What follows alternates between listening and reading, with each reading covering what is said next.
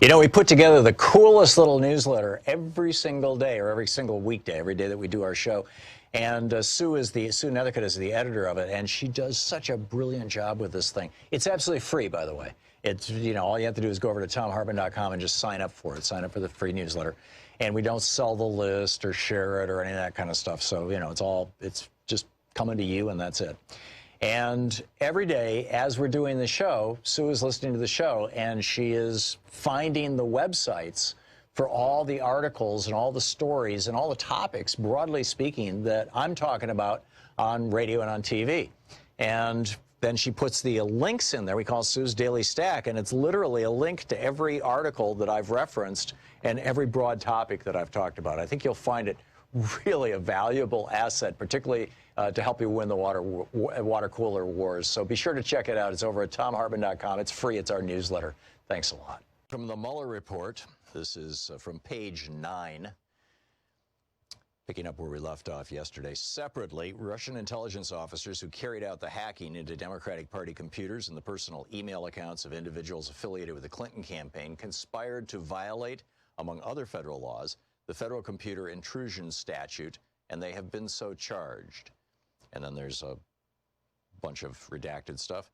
Second, while the investigation identified numerous links between individuals with ties to the Russian government and individuals associated with the Trump campaign, the evidence was not sufficient to support criminal charges.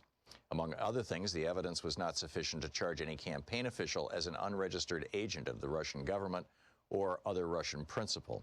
And our evidence about the June 9, 2016 meeting and WikiLeaks releases of hacked materials was not sufficient to charge a criminal campaign finance violation.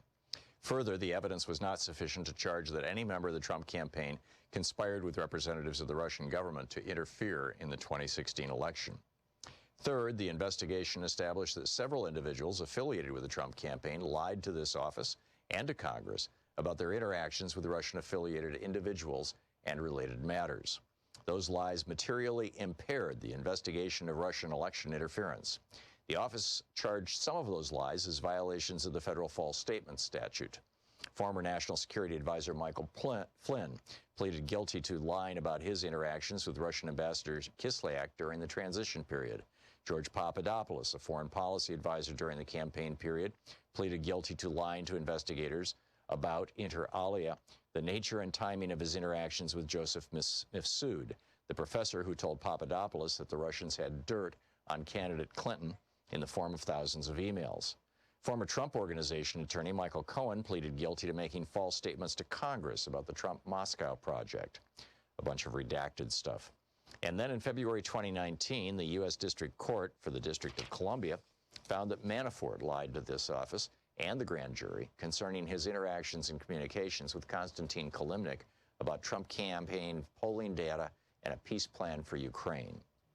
The office investigated several other events that have been publicly reported to involve potential Russia-related contacts.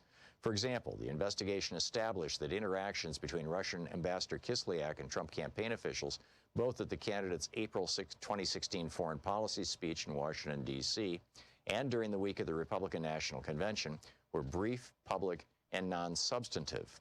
And the investigation did not establish that one campaign official's efforts to dilute a portion of the Republican Party platform on providing assistance to Ukraine were undertaken at the behest of candidate Trump or Russia. The investigation also did not establish that a meeting between Kislyak and Sessions in September 2016 at Sessions' Senate office included anything more than a passing mention of the presidential campaign. The investigation did not always yield admissible information or testimony, or a complete picture of the activities undertaken by subjects of the investigation.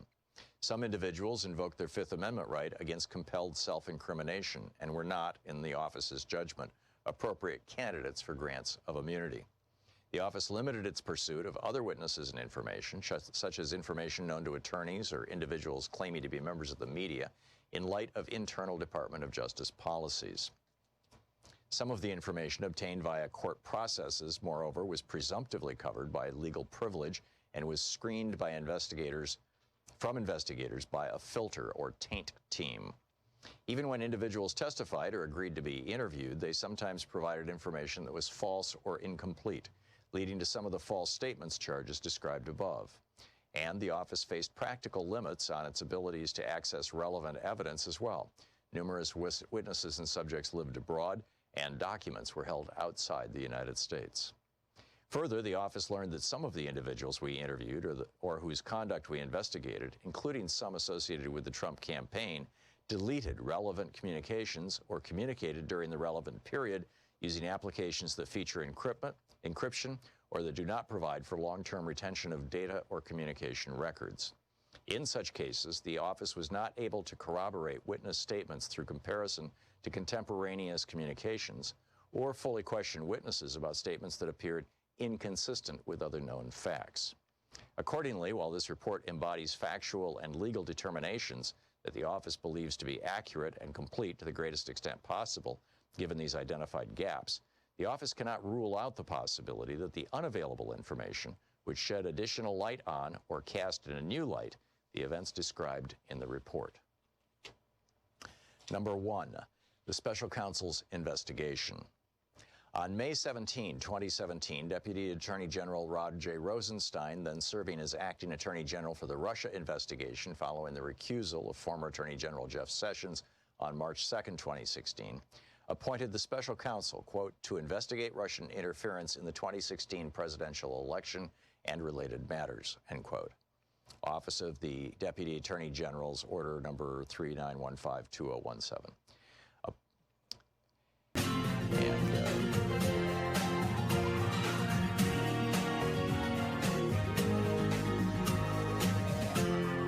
This is the Thom Hartmann Program. Greetings, my friends, patriots, lovers of democracy, truth, justice, peace, freedom, and the American way. Thom Hartmann here with you. And boy, what a day. Dr. Richard Wolff will be with us in our second hour. Tom Perez, the chair of the DNC, is going to drop by in our second hour. Jason Bauman will be with us in our third hour about the Stonewall Uprising and an extraordinary new book, The Stonewall Reader, that's out. We are going to be talking about Bill Barr. There's just so much that we're going to be talking about today. But I want to start out, with our old buddy Greg Palast, the investigative journalist, author, filmmaker. His most recent, The Best Democracy Money Can Buy. Greg Palast, PALAST.com is his website. You can tweet him at Greg_Palast. And Greg, welcome back to the program. Buenos dias. Buenos dias. So you personally knew Hugo Chavez and know President Maduro of Venezuela. Yes, and I should also say that I personally know most of the major opposition leaders as well. I spent the years covering Venezuela on the ground for BBC television and the Guardian newspapers. So you know Juan Guaido, or however you say it? No one knew him. 80% of Venezuelans never heard of this guy when he declared himself president, but he got the one vote that counts in Venezuela. Donald Trump endorsed him, said, you declare yourself president, I'll back you up. That's the leader of the so-called opposition. We've talked about that, that here's a white guy trying to take over a nation of mestizos, which just ain't going to happen in the post Hugo Chavez, who is the Nelson Mandela of Venezuela. That ain't going to happen. So, two questions. The first is, Sure. Is Venezuela going to be Donald Trump's reelection war? He's made it very clear over the years that he believes that one of the things that presidents do and should do is have a war just before an election in order to guarantee that they get themselves reelected. Richard Nixon did it. Ronald Reagan did it. George Herbert Walker Bush did it. George W. Bush did it. And basically every Republican president in my lifetime, with the exception of Dwight Eisenhower, has done that. And in fact, I think Jimmy Carter is the only president not to have initiated any conflict during his 4 years in the White House. So and look what happened to him. Yeah, right, exactly. So A, is Venezuela going to be Trump's reelection war? And then B, where I want to, also go with this is how do you respond to the inevitable 10,000 Twitter hits that say, particularly those that purport to be coming from Venezuela, that say, but people are starving. Maduro has mismanaged the government. There's actual hunger. It's a wreck down here. We need, somebody to come in and tell us how to make the trains run on time. Well, a couple things. I don't think that Donald Trump is going to invade Venezuela because the army and the people who are armed, everyone has a gun in Venezuela, will go to the beaches. It would be like Bay of Pigs times 10,000. And one thing about the wars that Bush Sr. tried to reelect himself with is we like wars where Americans don't even get their hair messed up, let alone die miserably in a foreign nation. I don't think that an invasion. Well, Grenada worked well for Reagan. Yeah, well, except that, how many, yeah, exactly. And the Falklands worked well for Maggie Thatcher. I mean, she was kind of the role model for Reagan. Exactly. So you didn't have British troops, almost none die in the Falklands. The Grenada War, that was of Ronald Reagan. Well, that was like the Club Med War. Right. You know, he invaded a beach resort, and no Americans were hurt. Venezuela, a lot of Venezuelans, as Hugo Chavez told me, he says, I can't stand the idea of killing all these American children, but we would have to if they landed on our beaches. And he said, please, I just pray that doesn't happen. And I think that everyone who's sane feels that. Juan Guaido, the self-proclaimed president, Trump-proclaimed president, has called for American troops to come in. I mean, it's pure treason if you're a Venezuelan. Yes, are people starving there? Absolutely. By the way, one thing that I think that the President Maduro's government, where he has been untrustworthy, is that he keeps downplaying the unbelievable cost in food, medicine, suffering of the Venezuelan people caused by the lockdown embargo that was created by Donald Trump. Well, lockdown, in fact, you remember all there are estimates that maybe 500,000 Iraqis died in the embargo on Iraq, and they allowed Iraq to sell 2 million barrels of oil a day. Venezuela is not allowed to sell any oil. My reports from my people on the ground, they're telling me that they have like what they call bus cemeteries. The buses break down. There's no parts because they're brought in from abroad. They have a free subway system that was built by Chavez in Caracas that's virtually inoperative now. Think that people are suffering, but it's because of the embargo. And, if you embargoed Florida in the way we've embargoed Venezuela, Florida would be imploding right now. So it's all the embargo. So, I'm experiencing kind of a major moment of dissonance here, Greg. Here in the United States, we had hearings yesterday with Bill Barr and all this stuff and the Mueller report. And basically the bottom line of it is that the United States is really seriously pissed off that a foreign government, in this case Russia, tried to mess with our elections by putting a couple $100,000 into Facebook ads and running a troll farm and stealing emails and releasing them by WikiLeaks and all this kind of stuff. I mean, it's all well documented, and we're just all very, very upset about that. Like, you can't do that. You can't mess with a democracy. You can't mess with another country. And then we go to Venezuela and we insert ourselves into their election. After the election, we insert ourselves again. I mean, this is... Well, more than insert. We literally have Donald Trump announcing to the Venezuelan people who their president is, and they've never even heard of the guy. Right. So, and we condemned Russia when they did this in Ukraine. Essentially, when they, when Putin came out and said, "Well, wait a minute, there's a bunch of Russian-speaking people and Russian ancestry people who live in eastern Ukraine, and we're going to help them out and defend them," and they were, sponsoring essentially a candidate for president, or several candidates for president, all that, and we condemned them. I mean, all the way up to the United Nations, we sanctioned them. We did all kinds of, we're outraged about this. And yet we're doing this in Venezuela right now. I don't understand how any politician can complain about our involvement in Russia or Russia's involvement in our elections with a straight face if they're supporting our inserting ourselves into the Venezuelan elections. Well, if there was really a dictatorship to overthrow, I'm not friends of dictators. And we have a dictatorship in China that we've cuddled up to. In Saudi Arabia, where they chop up journalists in little pieces, and I could name. They crucified a guy for Easter who was a dissident. Yes, that's right. In Saudi Arabia. And so, we're told in Venezuela that the Maduro government is a dictatorship. They had an election. Guaido wouldn't run because he would lose. And I've been seeing nothing in the New York Times, CNN. The usual suspects, nothing but the demonstrations they're very big, that, by the way, that support Juan Guaido, the pretender that Donald Trump's choice. Right. As you're president. talking, we're playing some of that drone footage that you supplied us with. And then the drone. Okay, what you're seeing in the drone footage, the massive, massive demonstration, which you are going to see nowhere but on the Thom Hartmann program. That's the pro-government demonstration. There are probably 50,000 people that demonstrated against the government. That's big. By the way, they demonstrated a place called Altamira. Against the government? You mean in favor of the government? About 50,000 against the government. Big. Oh, okay. What you're seeing is about 200,000 demonstrating for the government. I see. And the guys in demonstrating against the government were doing so in a place called Altamira, which is the equivalent of demonstrating in Beverly Hills, rich white people. And yet what you're seeing is a massive, massive, massive outpouring of people for the Maduro government. And I'm not saying Maduro is a wonderful guy and that everything is fine. That's not true. But you're not going – but believe it or not, they don't want Donald Trump to tell them who their president will be, especially a guy that they've never heard of until Donald Trump said, hey, here's your president. And by the way, when we say Donald Trump, as you know, Trump wouldn't know Juan Guaido from a hole in the wall. It's John Bolton and Elliot Abrams. John Bolton is our NSA chief.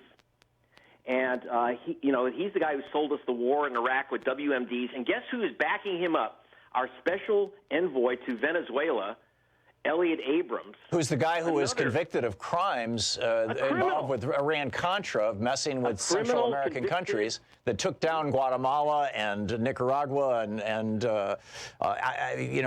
this is why El Salvador, this is why we've got refugees on our southern border, because of Elliot Abrams' behavior that got him a criminal conviction that was pardoned by George Bush Sr. at the recommendation of Bill Barr, who was then the Attorney General. Exactly. So what you have is convicted liars and neocon warmongers telling us that the Venezuelan people would really like us to invade them. Please don't buy this stuff. In fact, 2 days ago, the New York Times, CNN ran that there was a coup, that the military was turning against their government, and there's Juan Guaido in front of the big military base called La Carlota, and that in that military base, he said, as your commander-in-chief, I'm your commander-in-chief. It's like he might as well call himself Napoleon. He said, I order you out of your bases to take over the Venezuelan White House. And they all looked at him. No one went out there. There were a few soldiers, and I don't know if you are able to show that clip. They're yabbering in Spanish. They're all excited, really upset, a bunch of young soldiers. A few soldiers were standing near Guaido. We interviewed, my people on the ground, William Kamacaro, interviewed those soldiers who were supposedly Guaido supporters, and they were saying, no, we were tricked by some guy named one of their captains, because Guaido has some supporters. They were tricked by their captains who told that they were going out on a mission and to go stand out in front of the military base. And they ran away the minute that they found out that they were just a photo op for Juan Guaido. And they're all, if you listen to these guys, I know you don't speak Spanish, or you may not, I think you speak Spanish, but most of your listeners won't. And you'll see a bunch of guys saying, my God, these guys are trying to start a civil war in our country. We don't want that. Right. These young guys are saying no. Amazing, amazing. Greg, we gotta wrap it up, but Greg Palast, the investigative journalist, author, filmmaker, his most recent, The Best Democracy Money Can Buy, gregpalast.com, Greg_Palast on Twitter. Greg, thanks a lot for dropping by. You're very welcome. Always great talking with you, and I really appreciate your insights and the great reporting you're doing. We'll be back with more of the news of the day and your calls right after this.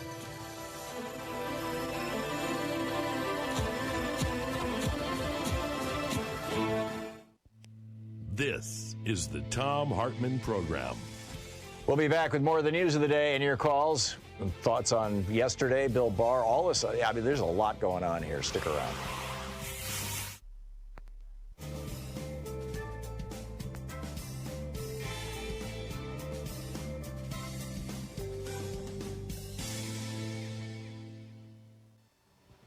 And welcome back. Wow. What an extraordinary day. I wanted to share a couple things with you. First of all, about economics. This morning, Chuck's over at aidenforecast.com, I get this daily newsletter, and he pointed out that he goes back to Hyman Minsky's work. Hyman Minsky was this absolutely brilliant economist who passed away in 1996, as I recall. And he talked about the 3 stages of debt. His hypothesis was actually called the financial instability hypothesis. And he said that we go through 3 stages: the hedge, the speculative, and the Ponzi stage. And the hedge, the first stage, is, after a crisis, banks and borrowers are cautious. I'm quoting from Chuck Miller's email here. Loans are made in modest amounts that the borrower is known to be able to repay in both the principal and the interest. Then, as confidence grows, we go into stage 2. Banks begin to make loans in which the borrower can only afford to pay the interest. And the collateral on the loan is usually an asset that's rising in value. That would be like their home or something like. And then when the memory of the past crisis is faded and forgotten, we go to stage 3, the Ponzi stage. And at this point, banks make loans to firms and households that can afford to pay neither interest nor principal.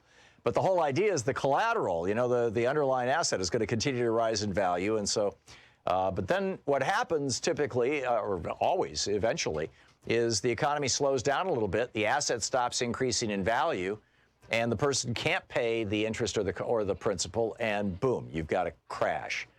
And he is suggesting, Chuck Miller is suggesting, and I think he's right, that we are in the Ponzi stage right now, or we're at the very, very beginnings of the Ponzi stage. And, this is going to be very, very messy. So, we'll see where this all goes, but this is what we're seeing. I also wanted to share with you about Afghanistan. This is really breathtaking. I'm on an email list and I get these reports from the Special Inspector General for Afghanistan Reconstruction. It's called SIGAR, S-I-G-A-R. Special yeah. And this is their report. Just came out today. They do these quarterly. This is the 43rd quarterly report to Congress from SIGAR. Enemy-initiated attacks rose considerably. This is in Afghanistan. The monthly average attacks from November 2018 to January 2019 increased by 19%. Documented 10,993 civilian casualties last year in 2018, an overall increase of 5% to 2017. This is 10,900 innocent civilians killed last year in Afghanistan. That never would have happened had George Bush not lied us into the Afghanistan invasion. And his lie there was that this is the only way to take out al-Qaeda, when in fact Afghanistan was offering to arrest bin Laden and turn him over to a third-party country. The number of civilians killed increased by nearly 11%. It's the highest number recorded since UNAMA began recording civilian casualty data.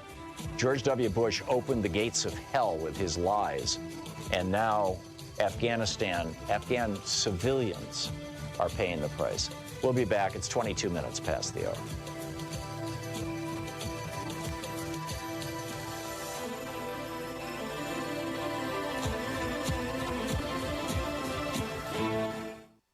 Every day here on the Thom Hartmann Program, Louise and I and our team, Sean, Nate, Shira, Dave, Chase, Sue, Nigel, Ron, we all work to put together the very, very best show we possibly can. And there's an enormous amount of work that goes into the show. And one of the things that comes out of that is a lot of content, a lot of specific information that we go through and we dig out and, we want to share with you. And Sue puts that into our newsletter every week. And I think you will, if you don't already receive our newsletter, it comes in email every day, about an hour after we're off the air, or maybe a couple hours after we're off the air. And Sue goes through and pulls literally every link to every story that we talked about and puts it into the newsletter. It's free. We don't sell a list or anything. You complete safety and security. There's no charge. There's no nothing. Just, plug in your email address over at thomhartmann.com. And you get signed up for the newsletter. It's all fairly obvious. You'll see it on the website. So check it out, thomhartmann.com. Thank you. Want to connect with the show online? You can find the Thom Hartmann Program on Facebook, Twitter, and Instagram.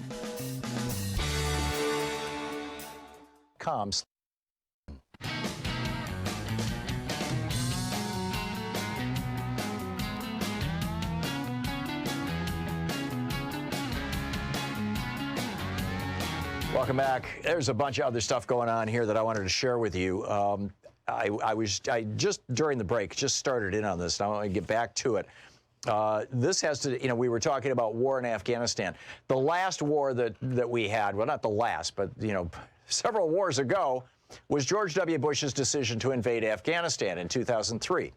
And his rationale was that Osama bin Laden was in Afghanistan with 5,000 of his his little merry band of 5,000 people. And the lie that or the lack of information that we didn't, the information that we didn't have, was that Mullah Omar, who was the leader of Afghanistan at the time, and at that time, Afghanistan was a relatively stable country. It was controlled by the Taliban. I mean, life was not wonderful, but it was a relatively stable country. Mullah Omar said, okay, you want bin Laden? We don't like bin Laden. He's a competitor to the Taliban, frankly, another right-wing, and in many ways, it's just, so we'll arrest him and turn him over to a third country. No problem. And George W. Bush said, no, I'd rather bomb the crap out of your country, which is what he did. Because George W. Bush always, his intention all along, he told his biographer, Mickey Herskowitz, back in 1999, if he became elected president, he knew that he was going to have a war to get reelected. To give him a successful presidency was his phrase. So anyhow, the Special Inspector General for Afghan Reconstruction, SIGAR, sends me an email every quarter with their report. It's a parallel to the report that they submit to Congress. And this is just breathtaking. As of March 11th, 2019, most Afghan households now face acute food insecurity. They are suffering acute malnutrition. Some households have resorted to selling children or forcing them into childhood marriages in order to survive, according to the U.S. State Department. Why aren't we hearing about this in the media? This is what we did to Afghanistan. And I think we need to be thinking about this at the time that, George W. Bush is saying, well, we need to do that to Venezuela, too. Severe, there was a drought in 2018. They're being hit by climate change. Severe floods just affected 163,000 people. 42,000 Afghans were displaced. 63 people died as a result of the floods. The pilot training classes were dissolved due to the number of Afghan trainees that were going AWOL. Over 40% of the students went AWOL. There were, in 2018, now we have the numbers, 10,993 documented civilian casualties in Afghanistan. 10,900 people dead in this country simply because we invaded them and destabilized their country. This is an increase of 5% over 2017. And the number of civilians killed increased nearly 11%. Compared to 2017, it was the highest number recorded since they began recording civilian casualties in 2009. This is just insane. Meanwhile, Gold Star widows are shocked that their taxes are going up on their benefits. This is nuts. You're listening to the Thom Hartmann Program. Call 202-808-9925. Back with more in the news of the day and your calls in just a moment. Also, we're going to get into thoughts on the Barr hearings yesterday.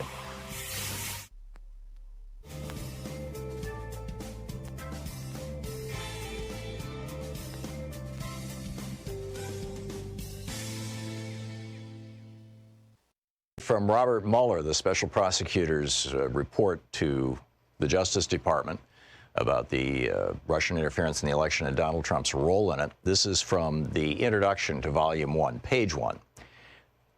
The Russian government interfered in the 2016 presidential election in sweeping and systematic fashion. Evidence of Russian government operations began to surface in mid-2016. In June, the Democratic National Committee and its cyber response team publicly announced that Russian hackers had compromised its computer network. Releases of hacked materials, hacks that public reporting soon attributed to the Russian government, began that same month. Additional releases followed in July through the organization WikiLeaks, with further releases in October and November. In late July 2016, soon after WikiLeaks' first release of stolen documents, a foreign government contacted the FBI about a May 2016 encounter with Trump campaign foreign policy advisor George Papadopoulos. Papadopoulos had suggested to a representative of that foreign government that the Trump campaign had received indications that the Russian government, that it could assist the campaign through the anonymous release of information damaging to Democratic presidential candidate Hillary Clinton. That information prompted the FBI on July 31st, 2016, to open an investigation into whether individuals associated with the Trump campaign were coordinating with the Russian government in its interference activities. That fall, two federal agencies jointly announced that the Russian government, quote, directed recent compromises of emails from U.S. persons and institutions, including U.S. political organizations, and these thefts and disclosures are intended to interfere with the U.S. election process, end quote. After the election in late December 2016, the United States imposed sanctions on Russia for having interfered in the election. By early 2017, several congressional committees were examining Russia's interference in the election. Within the executive branch, these investigatory efforts ultimately led to the May 2017 appointment of Special Counsel Robert S. Mueller III. The order appointing the special counsel authorized him to investigate, quote, the Russian government's efforts to interfere in the 2016 presidential election, end quote, including any links or coordination between the Russian government and individuals associated with the Trump campaign. As set forth in detail in this report, the special counsel's investigation established that Russia interfered in the 2016 presidential election principally through two operations. First, a Russian entity carried out a social media campaign that favored presidential candidate Donald J. Trump and disparaged presidential candidate Hillary Clinton.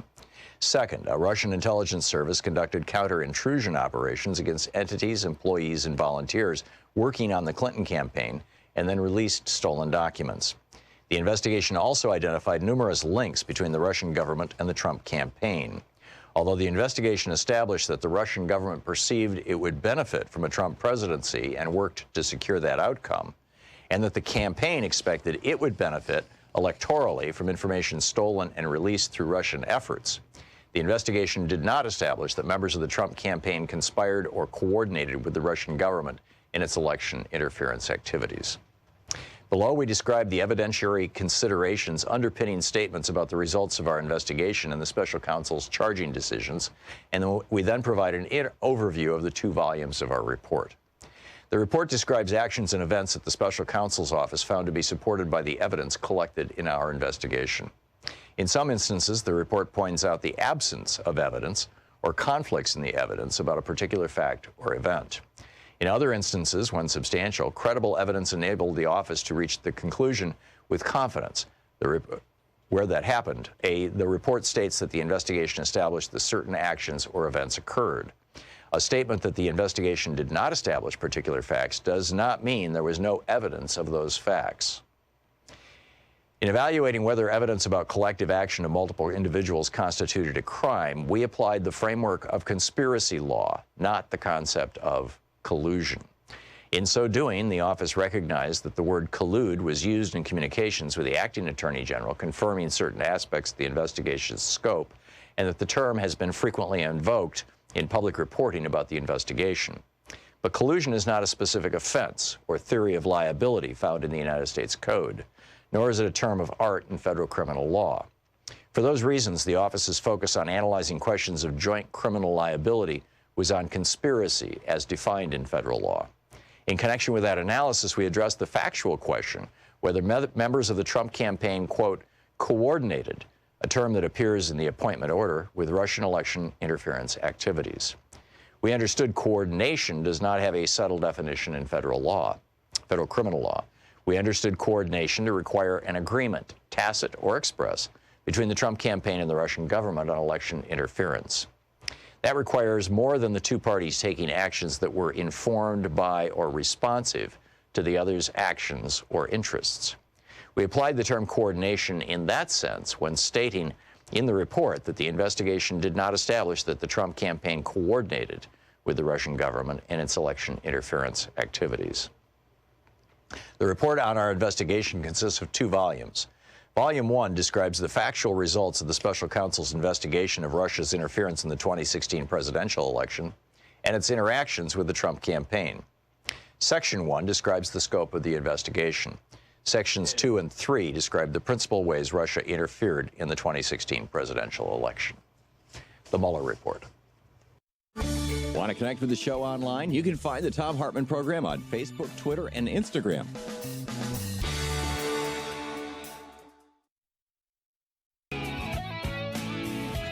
Okay, a few more things in the news that I think are worthy of our conversation here. Donald Trump is nearly finished with his goal of erasing every single one of Barack Obama's accomplishments so that history will not remember our first black president in any meaningful way.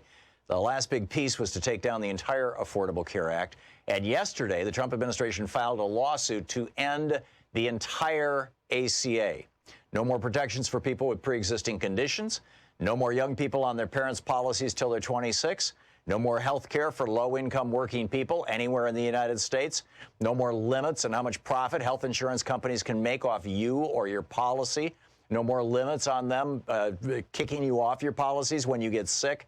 This is vicious, petty, and vile, and every American should be disgusted by it. Meanwhile, Nancy Pelosi has just come out and said Bill Barr, it was not a technicality when he lied to Charlie Crist. It was a crime. She just came right out and said it. I believe it was one of the MSNBC reporters, Casey Hunt, I think, asked her, well, then what are you going to do about that crime? Are you going to send him to jail? At which point Speaker Pelosi began essentially stuttering. Well, and then she said, you know, we're beginning a process. And she didn't say, no, we're not sending him to jail. I mean, it's been, you know, it hasn't worked out this way since the 1920s or 1930s. But, you know, we have held people to account in the past who refused to come and testify before Congress. And, you know, frankly, I think that we need to again. And the Jerry Nadler this morning said, well, you know, we'll wait a couple of days and decide whether we're going to charge him with contempt. I was frankly surprised they didn't do it this morning. I'm willing to wait a couple of days. I get it. You know, there's not this great sense of urgency because the more of this can be shifted into the election year, the more it's going to energize the Democratic base. It's also energizing the Trump base, by the way. So, you know, there's a risk here. And apropos of that, I just got this email from Donald Trump. Dear Fred, the left is lying. The lying left is at it again. Democrats are distraught over the fact that their 2-year witch hunt found no collusion and completely exonerated, it's in all caps, President Trump. Rather than accept the facts, the radical left has decided to double down on their outrageous lies. We've seen them lie over and over again about President Trump, and now they're doing the same to Attorney General William Barr. Nancy Pelosi and Chuck Schumer want to blame Barr, an honest man who has devoted his life to public service, for the fact that they wasted 2 years and over $30 million a year money on a conspiracy theory that turned out to be completely false. Patriotic Americans can't sit by and watch Democrats attack Attorney General Barr for doing his job. President Trump appointed Attorney General Barr because of his impeccable record of upholding the law and serving our great nation. Democrats want to tear him down because the facts don't line up with their wacky lies they've been telling the American people for the last 2 years. Please sign our official Stand with Attorney General Barr petition and donate to our campaign. Yeah, right. It's crazy. It's just crazy. Anyhow, Ronnie in New Berlin, Wisconsin. Hey, Ronnie, what's on your mind? Hey, I love your show, and I feel like I'm much more informed than my Republican husband. And the other night, we were watching the news, and they were talking about Venezuela. So I decided to test him a little and see what he knew, and he didn't know anything. So I started telling him just what I've learned from your show. But neither one of us know the origin of it. We pulled it up on, we Googled articles. The origin of what? The only thing we saw was that there is a widely, people didn't participate in the election. Oh, well, that's true here, too. That's true here. Actually, there were a lot of people who participated in the election. It was a fairly large election, but Guaido chose not to run in the election. So his position was to tell people don't vote. But frankly, I don't have the turnout numbers right in front of me. But our turnout numbers are in the neighborhood of under 50% on year elections and presidential elections were under 60%, or we float around 60%. So justifying the invasion of another country by saying only about half of their eligible voters showed up at the polls is pretty thin gruel, I think, Ronnie. So that's why Trump is. So Guaido said, "Don't vote," because a don't vote is voting for me, and because he couldn't run because he knew he'd lose. Right, and so even the people that did vote and overwhelmingly voted for Maduro. So all these countries are saying no, it's Guaido. That doesn't make any sense. I know. It's but see, Guaido represents the interests of the multinational corporations. And he's a white guy, and his all of the cabinet that he wants to bring in is white guys, and Maduro is a brown guy, and most all of his cabinet is brown guys, and most of the country in Venezuela is brown guys, and I'm using that word in the gender neutral context, and in fact Maduro has some women in his cabinet, and I don't know that Guaido does. We need to acknowledge, Venezuela is in a crisis, and a good chunk of that crisis has to do with corruption and mismanagement in their own government, and a lot of that happened under Hugo Chavez. And Maduro is not, George Washington, and neither was Hugo Chavez. But the point is that it's their country. It's not our country. Right. I mean, it's on a different continent, for God's sake. It's their country. So and like I likened it to after the 2016 election, if Canada and France and Great Britain and Germany would just make statements saying, all right, Donald Trump won, but no, Hillary's the president. Because she got more votes. She got more. I mean, you could actually build a stronger case for that. Guaido got no votes at all. Right, but we would not allow other countries to tell us who our president is. So I don't understand why. And like everybody's supporting this. I don't get it. Yeah. I'm not saying that he's a great guy, but you don't just take over somebody else's leadership. Yeah. I don't know. It's well, we confusing have to a me. long history of doing this, of messing with other countries, and then we get really outraged when another country messes with us.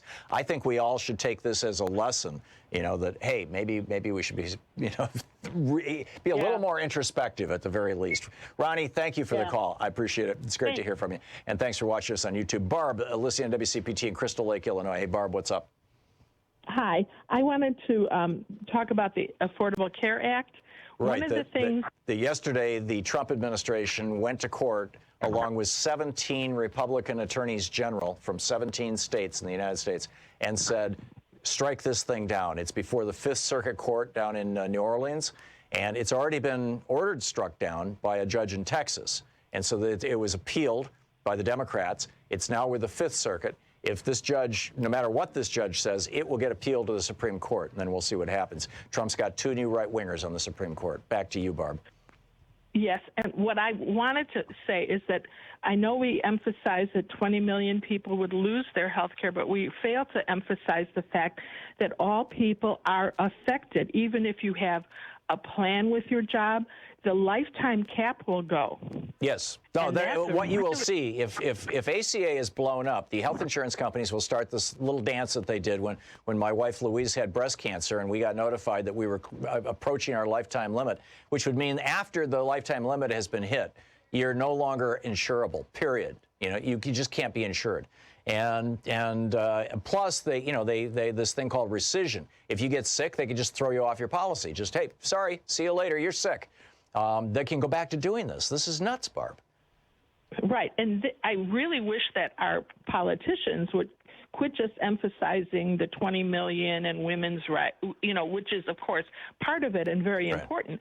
But we need to expand so that everybody understands that everyone, it's not just the 20 million, everyone will be affected, and especially with that lifetime cap. And half of Americans have a medical pre-existing condition. And another half of Americans, and it's not the other half, but women, arguably simply being female is a pre-existing condition that is addressed under the Affordable Care Act. Things like prenatal care, what do you call it, birth control, things like that, that are unique to women. That will all get blown up. That insurance companies have to cover these things. It's crazy. Barb, thank you for the call. Thank you very much. Grace in Glendale, California. Hey, Grace, what's on your mind? Hi, I just wanted to mention that one of the things we're also not talking about is the effect that the Venezuelan crisis is now having on Haiti because of the Petrocaribe Fund and their inability to pay it back. And now those people, their oil prices doubled in a day or something. I mean, they're on the verge of revolution. Is this because Venezuela was supplying? I'm unfamiliar with this, Grace. Is this because Venezuela was supplying Haiti with oil or with money or what? Yes and no. So a deal was done back in 2006 between Hugo Chavez and Haiti, and it was a way for Haiti to have all the oil that it needed, but only pay 60% of it up front. The other 40% went into a fund that was to help the Haitian people with infrastructure and a variety of other things that they would pay back at an interest rate of only 1% per year. So then when the giant, whatever it was, hurricane or whatever came through that was the giant crisis, earthquake, all of that happened, I think, 2010, right. The United States started interfering to grab money out of that fund. They helped install a new government. They basically used it as a cover. They fought the fund in the first place. They didn't want it to happen at all. They being we, right, Grace? We, yeah, the United States. The government of the United States basically helped to install a U.S.-friendly leader there who had, I think, 6 various, PMs and all these different things that there being Haiti stole money out of Haiti, and they've lost, I think it's 1.7 billion out of the fund. But now that we put sanctions on Venezuela, it's prevented Haiti from being able to pay back their money, and it's wrecked the entire deal. So suddenly, instead of their being able to get all the oil they need, they can't anymore. They can't trade in foreign currency. And suddenly that's when a few months back, whenever it was, people were taking to the streets because I think it was in February, and they still are. They're on the verge of revolution there because they are basically being hit with double oil prices. I think the oil prices basically went up, doubled in a day. Yeah, and you can just imagine, Tucker Carlson talking about this on Fox News. Well, this is what happens with S-hole countries that are run by brown and black people. See, look at Haiti's melting down. I told you so. And the painful part is that I hear people on the left talking about how Maduro's so awful, and we have to put the sanctions on. We have to, do something. Well, he's like I said, he's not George Washington. Other countries too. Yeah, he's not George Washington, but on the other hand, he is not Erdogan. It's nuts. Grace, thank you for the call, and thank you for informing me about the situation in Haiti. I need to do some education. I need to educate myself on that. I appreciate the information. Thanks so much for the call, and thanks for watching us on Free Speech TV. It's 46 minutes past the hour. We'll be back with more of your calls and the news of the day. And boy, is there a pile of it as we continue. And at the top of the next hour, Professor Richard Wolff is going to drop by. We're going to be discussing what is modern monetary theory. You're listening to Thom Hartmann. Visit ThomHartmann.com for audio and video archives. We'll be right back. It's Talk Media for the sane among us, fair and only slightly unbalanced.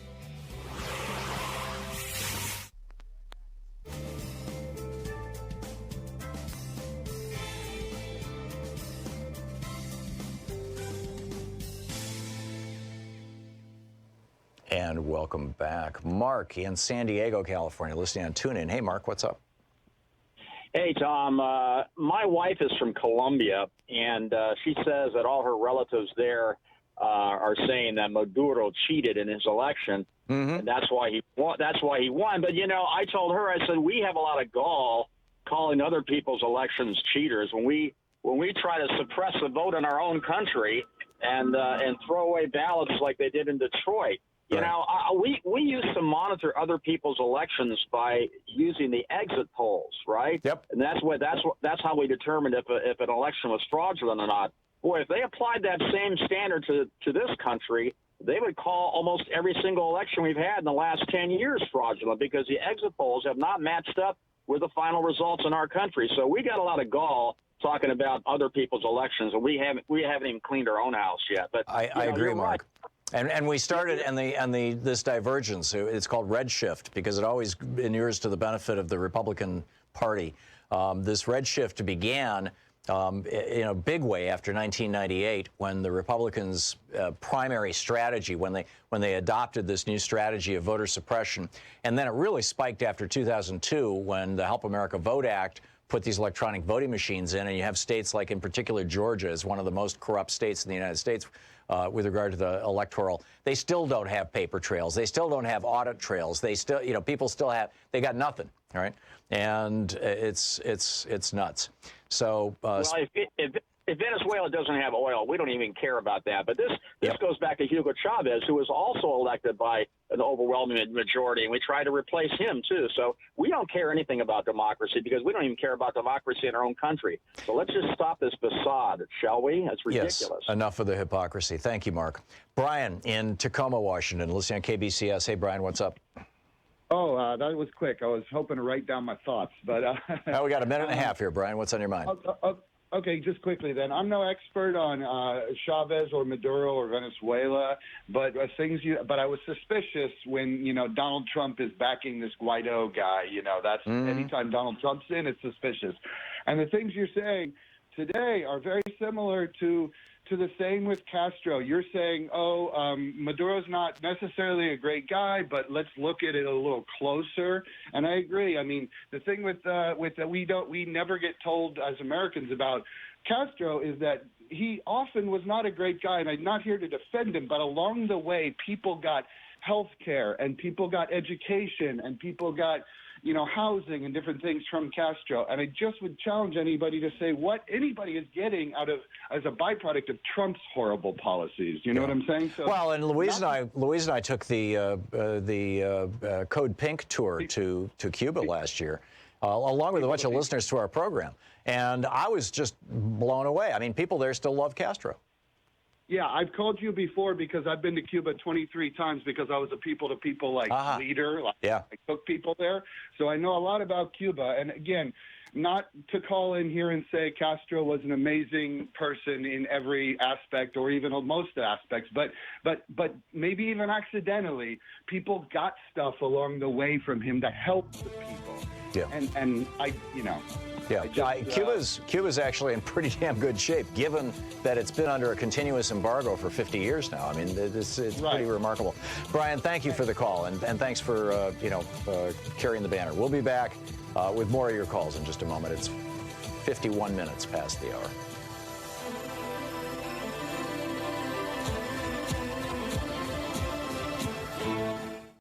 Every day here on the Thom Hartmann Program, Louise and I and our team, Sean, Nate, Shira, Dave, Chase, Sue, Nigel, Ron, we all work to put together the very, very best show we possibly can. And there's an enormous amount of work that goes into the show. And one of the things that comes out of that is a lot of content, a lot of specific information that we go through and we dig out and, we want to share with you. And Sue puts that into our newsletter every week. And I think you will, if you don't already receive our newsletter, it comes in email every day, about an hour after we're off the air, or maybe a couple hours after we're off the air. And Sue goes through and pulls literally every link to every story that we talked about and puts it into the newsletter. It's free. We don't sell the list or anything. You complete safety and security. There's no charge. There's no nothing. Just, plug in your email address over at thomhartmann.com. And you get signed up for the newsletter. It's all fairly obvious. You'll see it on the website. So check it out, thomhartmann.com. Thank you. Want to connect with the show online? You can find the Thom Hartmann Program on Facebook, Twitter, and Instagram.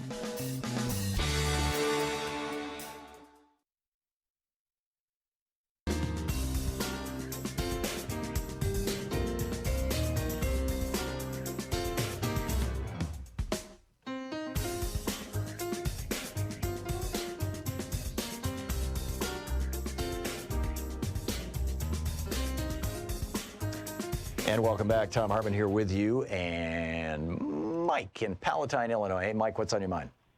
Hey, Tom. Hey, you know what? I wanted to bounce this off of you. Ever since the Chuck and Nancy meeting with the criminal in the White House, I keep hearing Democratic talking heads saying that they got $2 trillion for infrastructure, which is blatantly untrue because, A, there were no Republicans in the meeting whatsoever, which they're going to need to pass it, let alone even coming close to talking about the appropriation. Well, they got a commitment from Trump for $2 trillion. Obviously Trump's word is about as good as the toilet paper in the West Wing, but they got his word for it. Yeah, and once again, because he is the authoritarian, he thinks that what he says goes. Right. And to quote the great philosopher Mike Malloy, have I mentioned how much I hate these people? Right. Yeah. God bless Mike. Mike is, I love Mike Malloy. He is so good. Mike, thanks a lot for the call. Spot on. Richard in Evanston, Illinois. Hey, Richard, what's up? Hi. What do I know? I follow the news.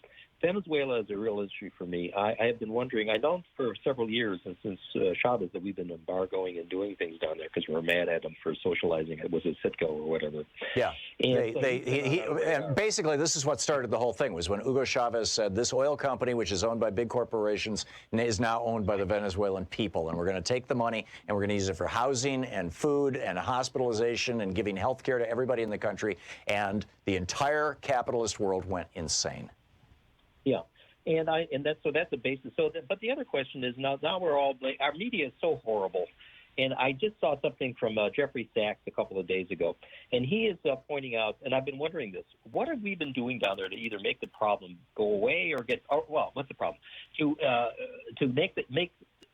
overthrow this guy or to even help the people down there? And it turns out we've been doing things to destroy this guy for the last 2 years, and they listed the things that they've done. We've embargoed their money. We've taken their money. We told everybody else if they buy from them, we'll go after you too. So they can't sell oil. They cannot. They don't have money on the foreign exchange to do this.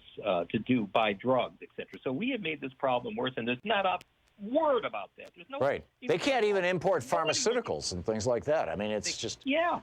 And the coverage is just, a dog bites a person's leg. This is the extent of the investigation. I'd like to hear some opposing sides to this thing. I mean, you do it. I mean, obviously, but I'm just saying the general media. It's outrageous. And the other thing is that we are violating the Hague, the OAS agreements, and the Geneva Conventions by interceding and penalizing all these people in this country if we're doing these things. There's not a darn word about it, and it's kind of maddening. I mean, we are just so reactionary now. They can throw red meat down, and there's no reporting being done, at least at the the level I'm seeing, other than Democracy Now! Or your show and others. It's just outrageous. I want to know what's really going on there. Maybe Chavez is horrible, or not Chavez. Maduro is horrible, or maybe he's not. And maybe this guy Guido, who is a 34-year-old, who knows nothing and where'd he come from, didn't even run for president, and he's declaring himself president. Right. I mean, and no one's pushing back, saying, "What? Huh?" But he's the white guy who is in favor of re-corporatizing the oil supplies of Venezuela. He wants to spin them off and sell them off to the Koch brothers or something. And that's happening in Honduras, and they're protesting, and we don't even cover that. It's another one of these things where they want to privatize everything. What's happening in Honduras? I thought I heard in that same report that I saw that they're trying to privatize and people are protesting. I'm looking for my notes. Honduras, protests against privatization are ongoing right there. Not a word about it. Not a word. Yeah, we'll privatize their water, and a U.S. corporation can buy it or some other multinational. And that happened somewhere else, and they got thrown out of that country, and I can't remember what it was. It's Central America. Yeah. It's outrageous. No, and at the same time, we're all twisted into knots because Russia interfered in our election. And we're taking it, and we're saying we're going to interfere in Venezuela. Really? Yeah. Richard, thank you for the call. I find it. I'm not here to be a defender of Maduro. I think he's relatively incompetent, frankly. But his own countrymen and women should be the ones who react to him, not Donald Trump and John Bolton. We'll be back. You're listening to Thom Hartmann.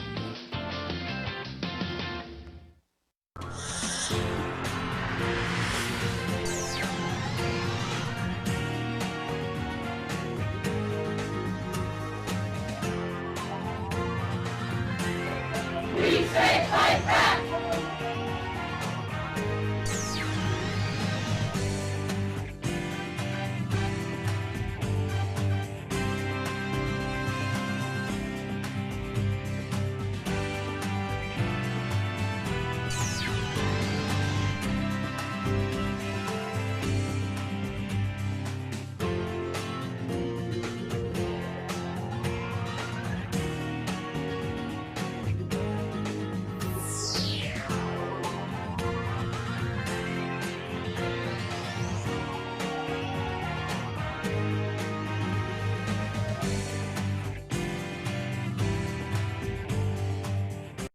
You know, we put together the coolest little newsletter every single day, or every single weekday, every day that we do our show.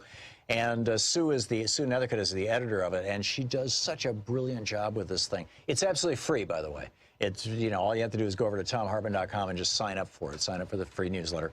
And we don't sell the list or share it or any of that kind of stuff. So, you know, it's just coming to you, and that's it.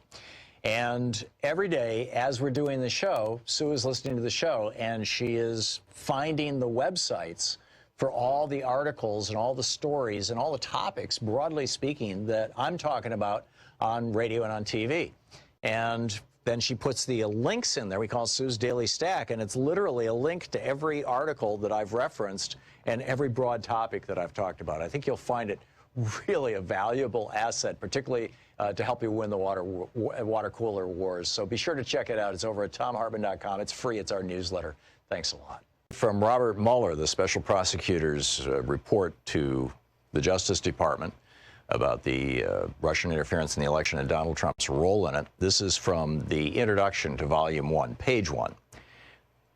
The Russian government interfered in the 2016 presidential election in sweeping and systematic fashion. Evidence of Russian government operations began to surface in mid-2016. In June, the Democratic National Committee and its cyber response team publicly announced that Russian hackers had compromised its computer network.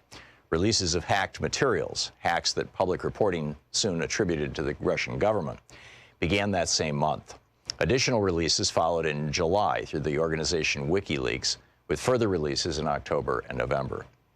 In late July 2016, soon after WikiLeaks' first release of stolen documents, a foreign government contacted the FBI about a May 2016 encounter with Trump campaign foreign policy advisor George Papadopoulos. Papadopoulos had suggested to a representative of that foreign government that the Trump campaign had received indications that from the Russian government, that it could assist the campaign through the anonymous release of information damaging to Democratic presidential candidate Hillary Clinton. That information prompted the FBI on July 31st, 2016, to open an investigation into whether individuals associated with the Trump campaign were coordinating with the Russian government in its interference activities. That fall, two federal agencies jointly announced that the Russian government, quote, directed recent compromises of emails from U.S. persons and institutions, including U.S. political organizations, and these thefts and disclosures are intended to interfere with the U.S. election process, end quote. After the election in late December 2016, the United States imposed sanctions on Russia for having interfered in the election. By early 2017, several congressional committees were examining Russia's interference in the election.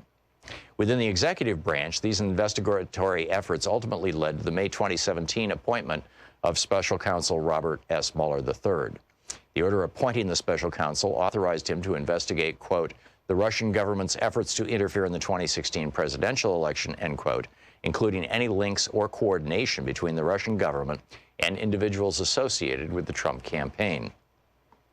As set forth in detail in this report, the special counsel's investigation established that Russia interfered in the 2016 presidential election principally through two operations. First, a Russian entity carried out a social media campaign that favored presidential candidate Donald J. Trump and disparaged presidential candidate Hillary Clinton. Second, a Russian intelligence service conducted counter-intrusion operations against entities, employees, and volunteers working on the Clinton campaign and then released stolen documents. The investigation also identified numerous links between the Russian government and the Trump campaign. Although the investigation established that the Russian government perceived it would benefit from a Trump presidency and worked to secure that outcome, and that the campaign expected it would benefit electorally from information stolen and released through Russian efforts, the investigation did not establish that members of the Trump campaign conspired or coordinated with the Russian government in its election interference activities. Below, we describe the evidentiary considerations underpinning statements about the results of our investigation and the special counsel's charging decisions, and we then provide an overview of the 2 volumes of our report. The report describes actions and events that the special counsel's office found to be supported by the evidence collected in our investigation. In some instances, the report points out the absence of evidence or conflicts in the evidence about a particular fact or event. In other instances, when substantial, credible evidence enabled the office to reach the conclusion with confidence. The where that happened. The report states that the investigation established that certain actions or events occurred. A statement that the investigation did not establish particular facts does not mean there was no evidence of those facts. In evaluating whether evidence about collective action of multiple individuals constituted a crime, we applied the framework of conspiracy law, not the concept of collusion. In so doing, the office recognized that the word collude was used in communications with the acting attorney general, confirming certain aspects of the investigation's scope, and that the term has been frequently invoked in public reporting about the investigation. But collusion is not a specific offense or theory of liability found in the United States Code, nor is it a term of art in federal criminal law. For those reasons, the office's focus on analyzing questions of joint criminal liability was on conspiracy as defined in federal law. In connection with that analysis, we addressed the factual question whether members of the Trump campaign, quote, coordinated, a term that appears in the appointment order, with Russian election interference activities. We understood coordination does not have a settled definition in federal law, federal criminal law. We understood coordination to require an agreement, tacit or express, between the Trump campaign and the Russian government on election interference. That requires more than the two parties taking actions that were informed by or responsive to the other's actions or interests. We applied the term coordination in that sense when stating in the report that the investigation did not establish that the Trump campaign coordinated with the Russian government in its election interference activities. The report on our investigation consists of 2 volumes. Volume 1 describes the factual results of the special counsel's investigation of Russia's interference in the 2016 presidential election and its interactions with the Trump campaign. Section 1 describes the scope of the investigation. Sections 2 and 3 describe the principal ways Russia interfered in the 2016 presidential election. The Mueller Report. Want to connect with the show online? You can find the Thom Hartmann Program on Facebook, Twitter, and Instagram.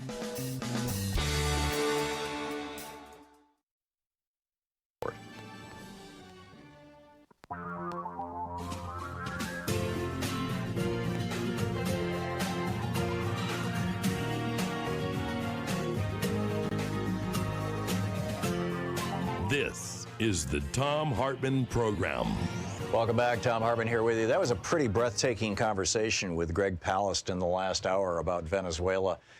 He actually knows Maduro, he knew Chavez, and he knows the opposition leaders, and has been reporting on the ground in Venezuela for decades for BBC. So it was pretty amazing. We'll continue that conversation about what's going on in Venezuela in just a moment. Also breaking news, Stephen Moore, who was going to be appointed to who had been nominated for Fed seat by Donald Trump, 30 minutes before Trump's tweet went out just a little bit ago, I just retweeted it, was telling a reporter, Joshua Green, that he was going to continue his fight to have a seat on the Fed. And then Trump tweets out, well, Stephen Moore is no longer in the running. Great guy. Thank you very much, Stephen. Speaking of the Fed and all things economic, Dr. Richard Wolff is with us. He is the economist, the co-founder of Democracy at Work, the author most recently of Capitalism's Crisis Deepens, Essays on the Global Economic Meltdown. DemocracyAtWork.info is the website, rdwolf.com too, Wolf with 2 Fs. His Twitter handle, Prof. Wolf. Dr. Wolff, welcome back to the program. Thanks. Glad to be here, Tom. So 2 questions. First, I'm curious your thoughts on the situation with the Fed. Apparently there's 2 seats open. Donald Trump has nominated a couple of clearly crackpots, Herman Cain and Stephen Moore. Both of them are now out. Where do you think that's going to go? And then number 2, I wanted to get into modern monetary theory with you. But first, your thoughts on the actual news of the day. Well, I think you're right. Crackpot is as good a name as any. To imagine that Herman Cain and this fellow Moore, that this is the best you can do, is an insult to the American people as a whole, to the banking community, to the economics community. It is the kind of insult you have to work hard not to feel and smart under. It's astonishing. But the real situation is not that these are poor candidates, which they are.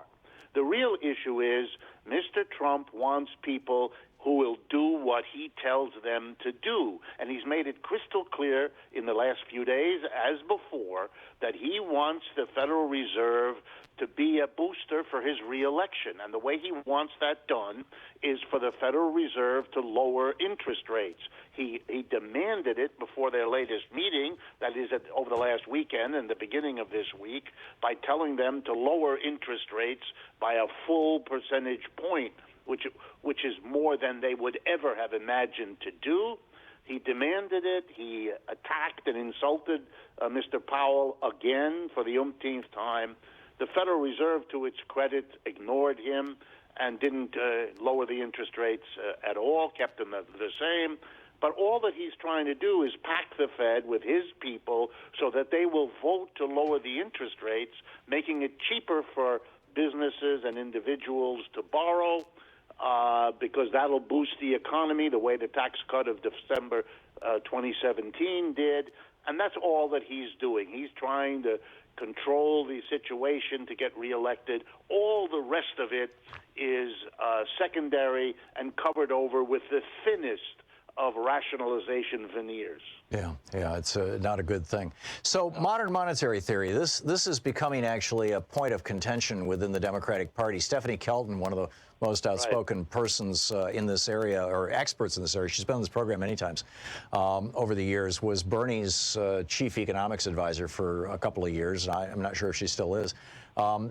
What are your thoughts on modern monetary theory? How would you summarize it, first off, for people who don't know what we're talking about? And then, is it a good idea? Is it crazy? What is it, in your opinion? Okay, yeah, let me try very briefly to summarize it.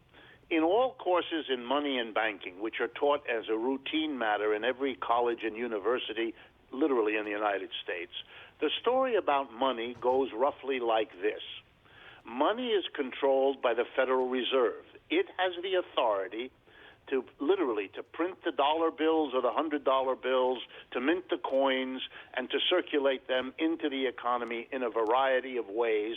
The Federal Reserve is partly a creature of government and partly a creature of the private banking system in the United States. It has an independence because leaving money in the hands of politicians purely and simply proved to be very dangerous for the economy of the United States, even though leaving it in the hands of private banks, which is the way we did it before the government was brought in, also proved to be extremely dangerous. And the reason for that is important to remember.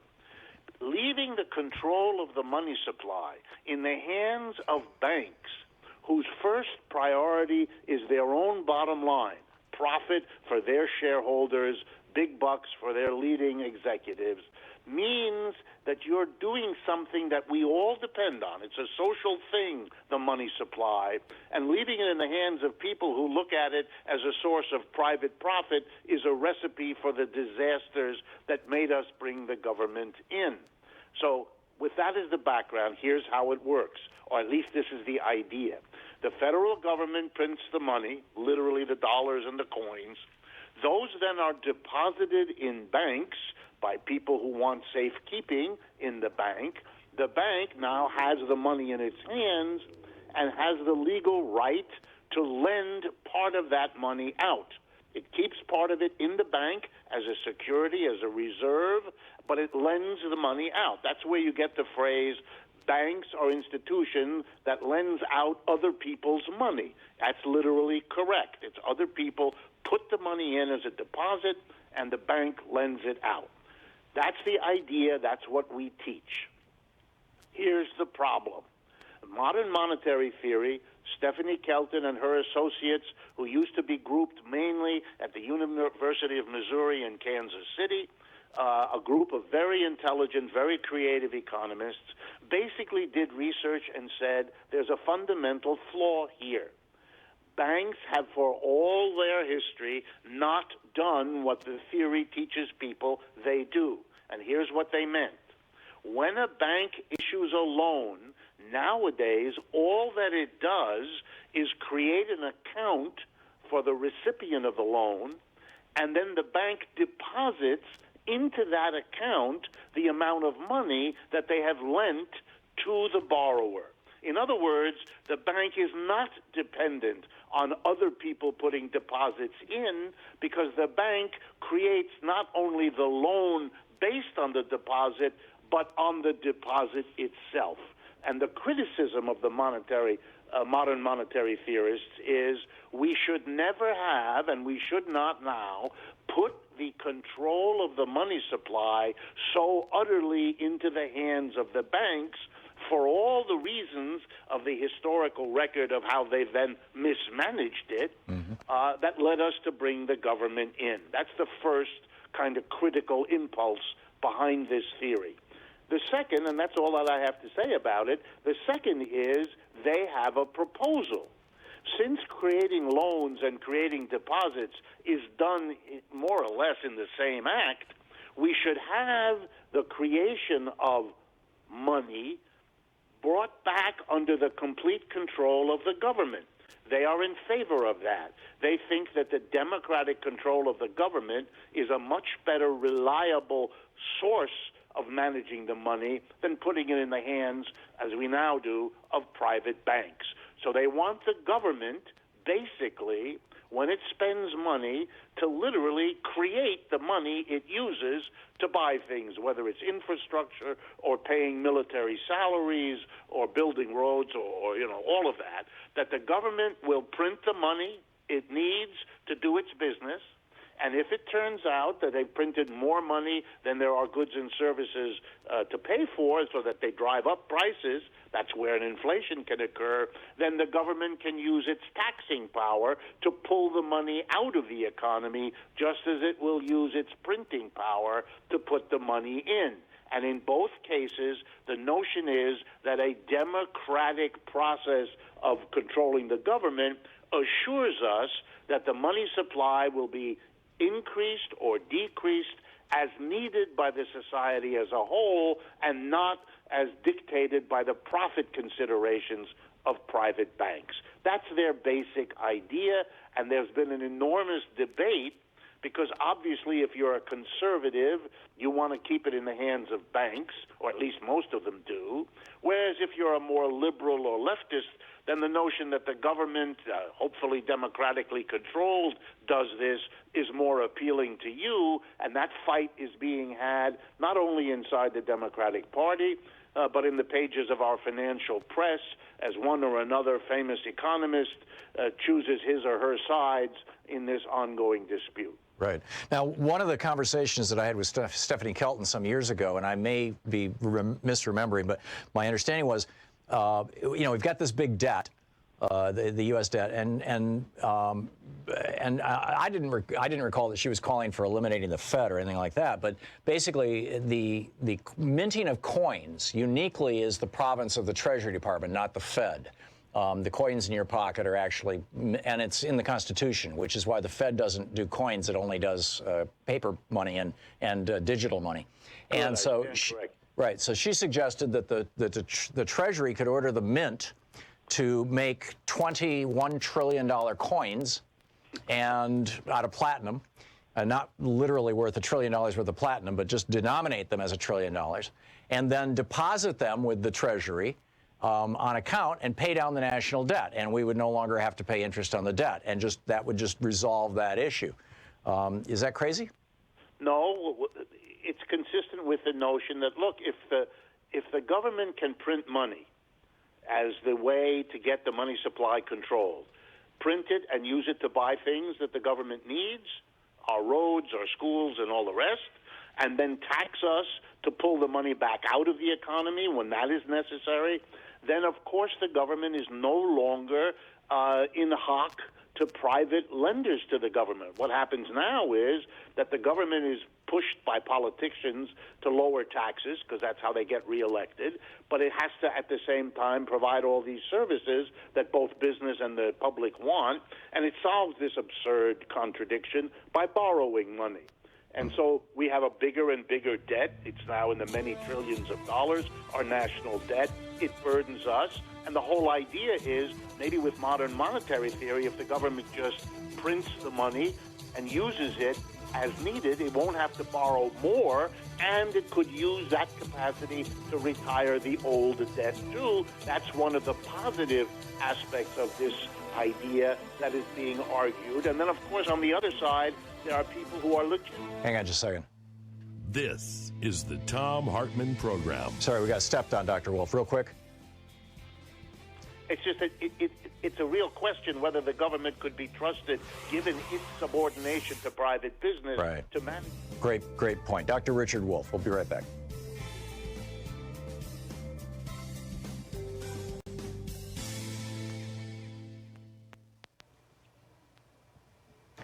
And welcome back. Let's see here. Linda in Auburn, Washington. Hey, Linda, what's on your mind today? Hi. Well, I called about voting. That I know that Guadalajara still has the same system. That if we did it, we could have cheap and verifiable voting. Guadalajara, Mexico? Right.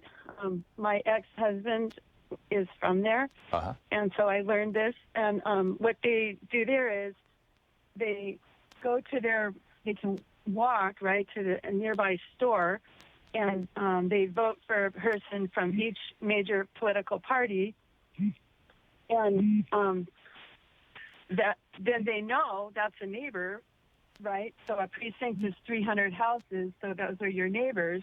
So we would choose a neighbor of each party to count the votes. So actually, if you put a mirror above it when they're counting, and if you couldn't even write, or you wanted to write with a pink pen or make a symbol, you could see that your vote was being counted by people you knew. Yeah. Well, when I was a kid, my mom was a volunteer poll worker, and I used to go down to the elementary school where people voted in our neighborhood, and my mom would say, at the end of the voting day, my mom and all these other, it was mostly women, would sit there, and over their shoulders would be mostly men who were people who were members of the Democratic and Republican parties who were watching them count the vote, essentially. I mean, this was in the 1950s, but, I remember that quite vividly from when I was like 7 years old. So, we have a history of this, Linda. Yeah, it used to be, when I moved to Auburn, it was at the elementary school, but now it's been moved farther away to vote. You have to almost drive there, or, it's a little more inconvenient for people that could normally walk there when I first moved. Sure. But there's one more step that they do. Then they tally it at the local spot. Then they can call it in to a regional area. So each neighborhood sees their number, has agreed on what is the number, looks at it by video. We can do this all by YouTube, live video, right? So every neighborhood validates and verifies their vote. And then you can add it all up together, and that way you feel good that at least that's what we voted. My extra proposal is, if we will have gatherings at a local place in advance, we could do polls that way to practice, and we could also try to clear up news that is fake news, right? We could talk to one another. So if we did that every month, we'd be practicing basically to do it for a real election.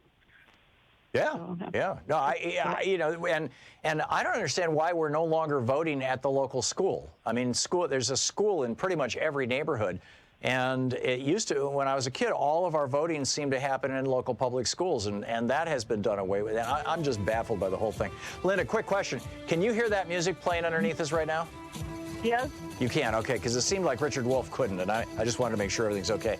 Linda, thank you so much for the call, and thanks for listening to 91.3 FM there in Washington State. We'll be back. It's 22 minutes and change past the hour.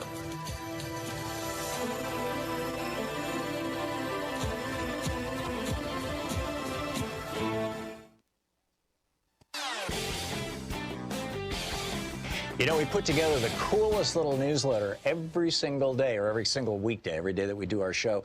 And Sue Nethercutt is the editor of it, and she does such a brilliant job with this thing. It's absolutely free, by the way. It's, all you have to do is go over to thomhartmann.com and just sign up for it. Sign up for the free newsletter.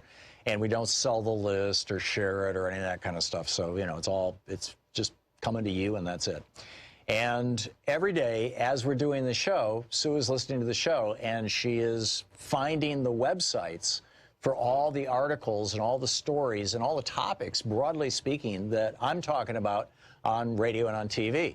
And then she puts the links in there. We call Sue's Daily Stack, and it's literally a link to every article that I've referenced and every broad topic that I've talked about. I think you'll find it really a valuable asset, particularly to help you win the water cooler wars. So be sure to check it out. It's over at thomhartmann.com. It's free. It's our newsletter. Thanks a lot. Want to connect with the show online? You can find the Thom Hartmann Program on Facebook, Twitter, and Instagram.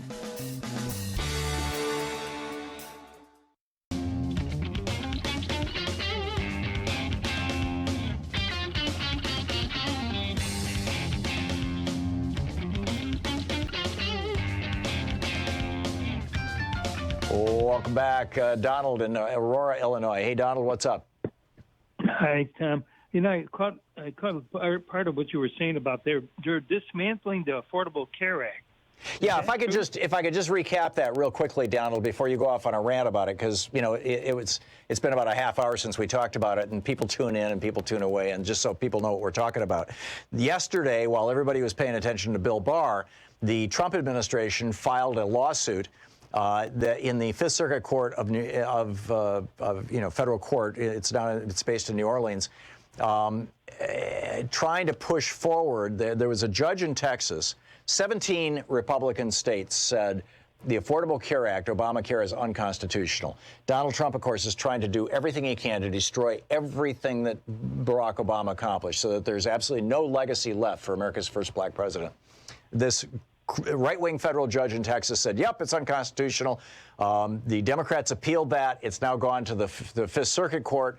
Whichever way it goes in the Fifth Circuit Court, it's no doubt going to go to the Supreme Court, and then we'll see. But what the Republicans are trying to do is say, we're going to end the protections for pre-existing conditions. We're going to end the things that say your insurance company can't cut you off because you get sick. We're going to end the 20% cap on insurance company profits. I don't remember what else, but basically, and 20 million people who are, low-income working people who are getting Medicaid, they're all going to lose their coverage. So, we're going to go back to the bad old days. Off to you, Donald. Oh, okay. Now, it really gets me if they do this. And, I have a Republican family, and all the time when President Obama was putting in the ACA, they were pointing their finger in my face. If they do this, I want it to affect these Republicans that are that have insurance. Oh, it will. It will. Oh, I definitely hope so. But the problem is if they start blaming the Democrats like they always do, because they stay on top of it, and Trump already starts changing the message that the Democrats are responsible for this. The Democrats got to get on board right now and start letting them have it. Yeah, I agree. And by the way, it's not just Trump. It is in fact, it wasn't Trump who initiated this. It was the Republican governors and their attorneys general in 17 Republican states.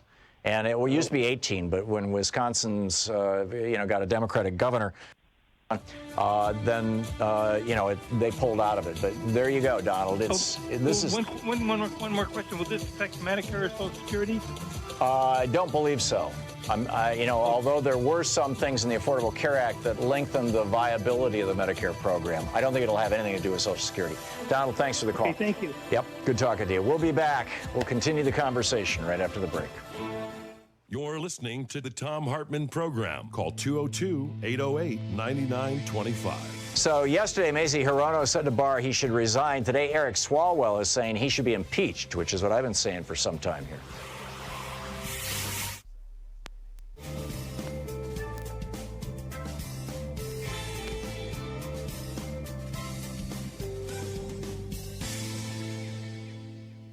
Report. This is from page 4.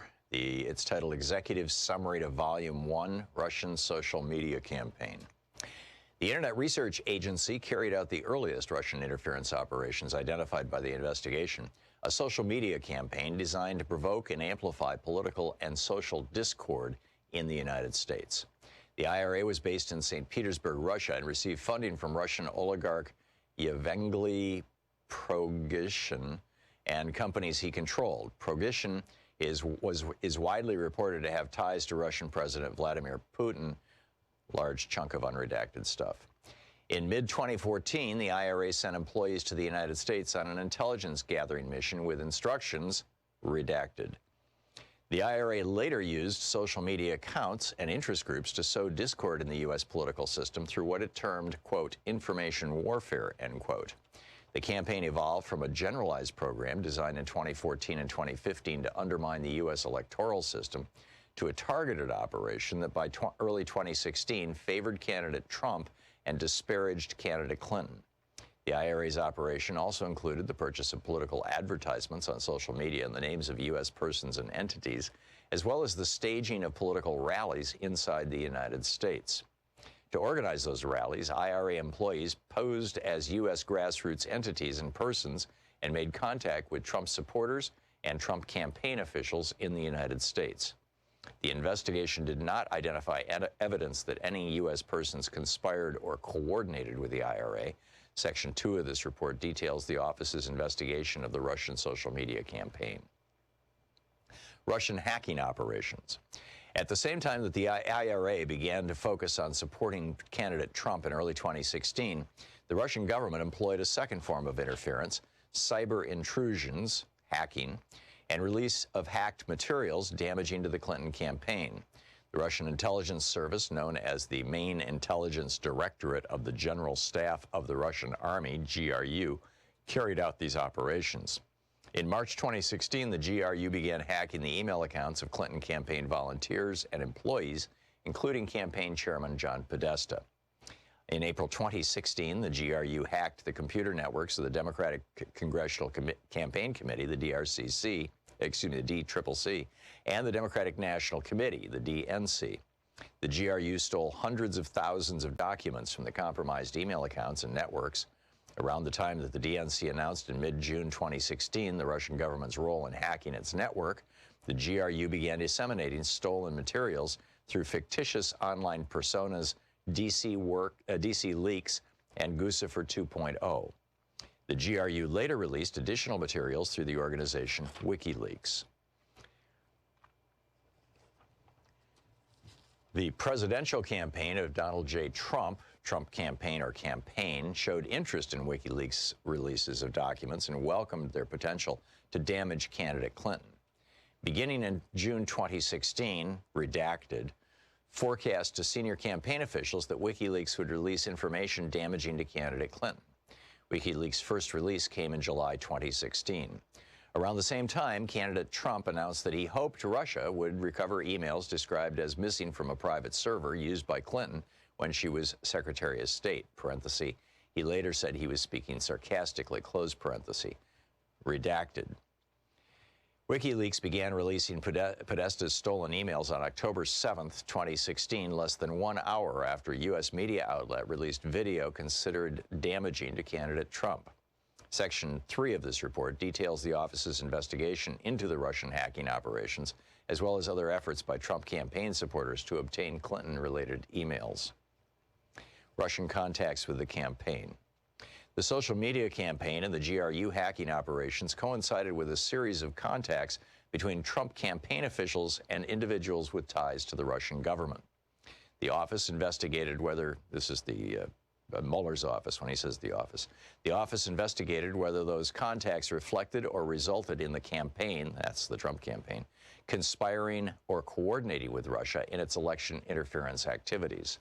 Although the investigation established that the Russian government perceived it would benefit from a Trump presidency and worked to secure that outcome, and that the campaign expected that it would benefit electorally from information stolen and released through Russian efforts, the investigation did not establish that members of the Trump campaign conspired or coordinated with the Russian government in its election interference activities. The Russian contacts consisted of business connections, offers of assistance to the campaign, invitations for candidate Trump and Putin to meet in person, invitations for campaign officials and representatives of the Russian government to meet, and policy positions seeking improved U.S.-Russian relations. Section 4 of this report details the contacts between Russia and the Trump campaign during the campaign and transition periods, the most salient of which are summarized below in chronological order. 2015. Some of the earliest contacts were made in connection with the Trump Organization real estate project in Russia known as Trump Tower Moscow. Candidate Trump signed a letter of intent for Trump Tower Moscow by November 2015, and in January 2016, Trump Organization executive Michael Cohen emailed and spoke about the project with the Office of Russian Government Press Secretary Dmitry Peskov. The Trump Organization pursued the project through at least June 2016, including by considering travel to Russia by Cohen and candidate Trump. It's the Mueller Report. Want to connect with the show online? You can find the Thom Hartmann Program on Facebook, Twitter, and Instagram. Welcome back. Thom Hartmann here with you. And by the way, Louise said we've gotten a number of calls from people who wanted to know where they could find the conversation that we had with Greg Palast, who reported literally live on the ground from Venezuela for years for BBC. That conversation will be on our YouTube channel in a few hours, so you can check that out, as most of our guests are. Speaking of our guests, Tom Perez is with us, the chair of the DNC, former U.S. Secretary of Labor. Democrats.org, of course, is the DNC website. Chairman Perez, welcome back. Always great to be with you and your listeners, Tom. Thank you. Or Secretary Perez, or all of the above, right? Tom. Okay. Tom, it was a lot quicker. It's great talking with you. So this morning, I watched in real time on TV as Nancy Pelosi said Bill Barr lied to Charlie Crist in his testimony. That is a crime. When are the Democrats going to put Bill Barr in jail or impeach him or both?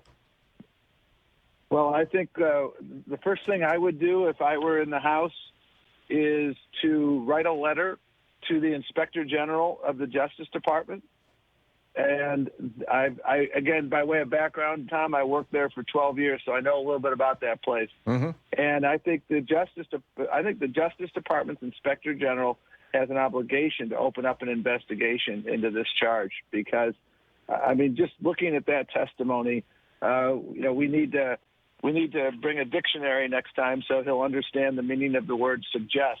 Yes. I mean, that's not. I know it's a polysyllabic word, but it's not a very complicated word. Yeah. And so the first thing I would do is I would again ask for an Inspector General investigation. The second thing I would do is make sure we hear in the very near future from Robert Mueller.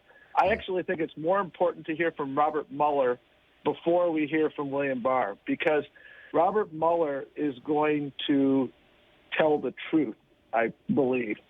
And the truth is going to put Attorney General Barr in a real pickle. You know, when he refers to that letter, he dismissively suggests, oh, that was probably written by his staff. Robert Mueller is a person who understands that his signature means that he owns every piece of information coming out of that office. And I am rather confident that Robert Mueller, when he is called to testify, is going to say, I know that letter, I reviewed that letter, I approved that letter. The notion that, some minion wrote it and it didn't really speak for him is hogwash, and William Barr knows that. I think those are the things that we need to do. Then we need to get the entire unredacted report. Right. That's how you build the case, and that's what I believe should be done, Tom. Yeah, step by step. It's and I'm, if I can put this in a partisan context, there are, in particular, ex-Republican commentators, the Bill Kristols of the world, these people who are the never Trump Republicans who seem to be popping up on TV left and right. And I'm very, very wary about taking, electoral advice from Republicans. But anyhow, who are saying, you really don't want to run against Donald Trump based on, his corruption, his corrupt behaviors, his involvement with Russian oligarchs or other oligarchs and strongmen around the world. Really, you just want to run on, we're going to bring you health care and we're going to, break up the big banks or something like that. We're going to put the economy back together. What are your thoughts on Democratic messaging and and the election interference that we've been seeing from Republicans in election suppression in state after state? Democrats have an obligation, and we have the ability and the need to walk and chew gum. What do I mean by that? We have a constitutional obligation to conduct oversight. There is a constitutional crisis emerging right now.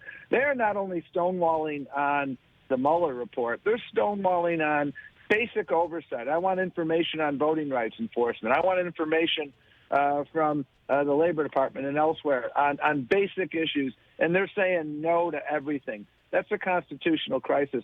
The U.S. House has an obligation to do their job. At the same time, it is abundantly clear to me that the one way we are going to remove Donald Trump, Tom, is on November the 3rd, 2020. And that is why that's why the U.S. House has passed common sense gun violence reduction measures. They have passed H.R. 1, which is democracy reform. We are the ones fighting for health care. And as we speak today, the Trump Justice Department filed a brief in the Fifth Circuit, which is in Texas, calling for the entire abolishment of the Affordable Care Act. Our health care is on the line. Women's reproductive health is on the line. Good wages and the right to form a union are on the line. And our democracy as we know it is on the line. The character of our democracy is on the line. And the commander-in-chief is the person who sets the tone as to the character of our democracy. And our commander-in-chief is someone lacking in any moral fiber. And that is why Democrats need to walk and chew gum. We must relentlessly focus on all of those pocketbook issues to make the case. And that's why this oversight is so important.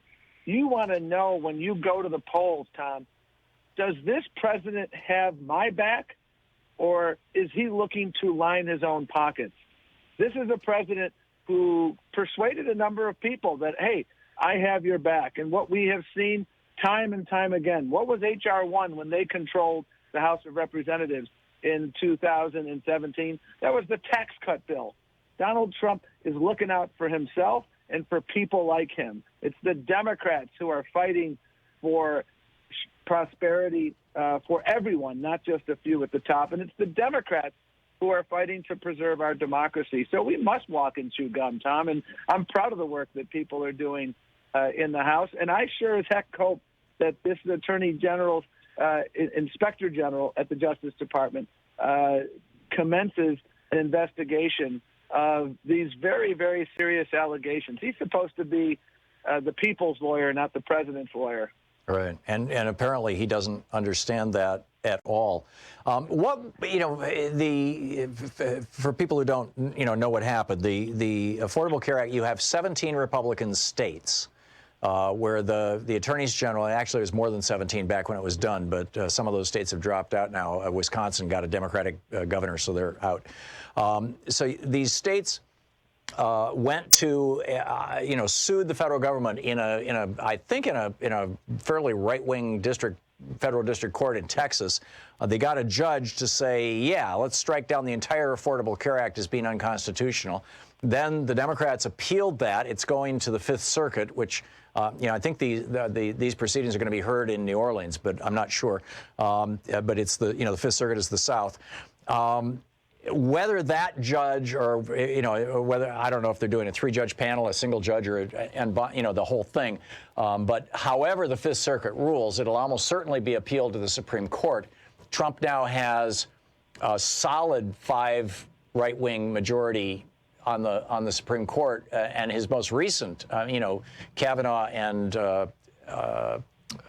what's his name? Anyhow, his most recent are just, severe right-wingers. I mean, how do you think this is going to play out? We're talking about everybody in America now being in a situation where they can be thrown off their health insurance when they get sick, which is how it used to be. That's what Trump wants to take us back to. No more coverage for pre-existing conditions. And by the way, if you get, an expensive illness like cancer, they'll just pull the plug on you. Well, you're right, and it's impossible to overstate what is at stake here.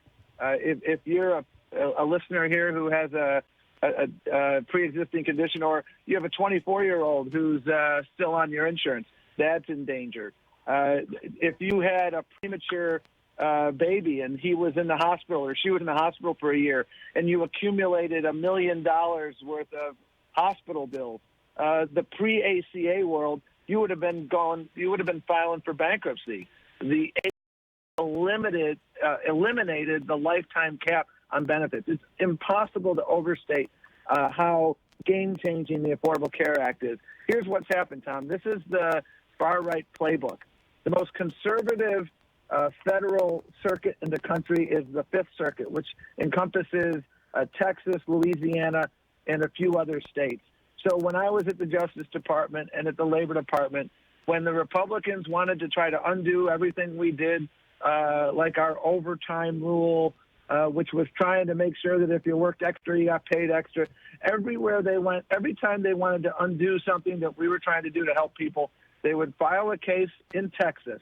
You remember when President Obama tried to help the parents of Dreamers, that lawsuit was filed in Texas.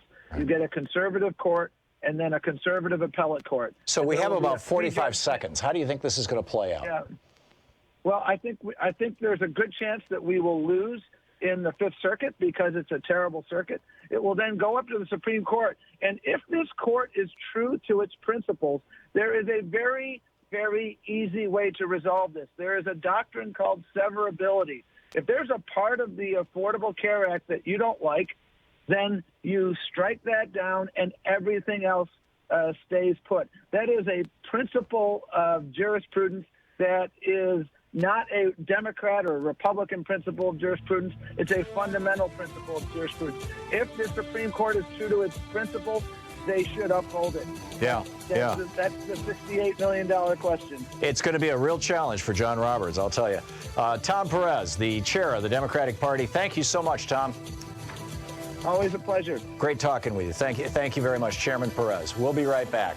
It is 45 minutes past the hour. We're going to check in with Talk Media News in a minute. You're listening to Thom Hartmann. Visit ThomHartmann.com for audio and video archives. We'll be back with in about 4 minutes with Talk Media News and find out what is happening in the world today. Stick around.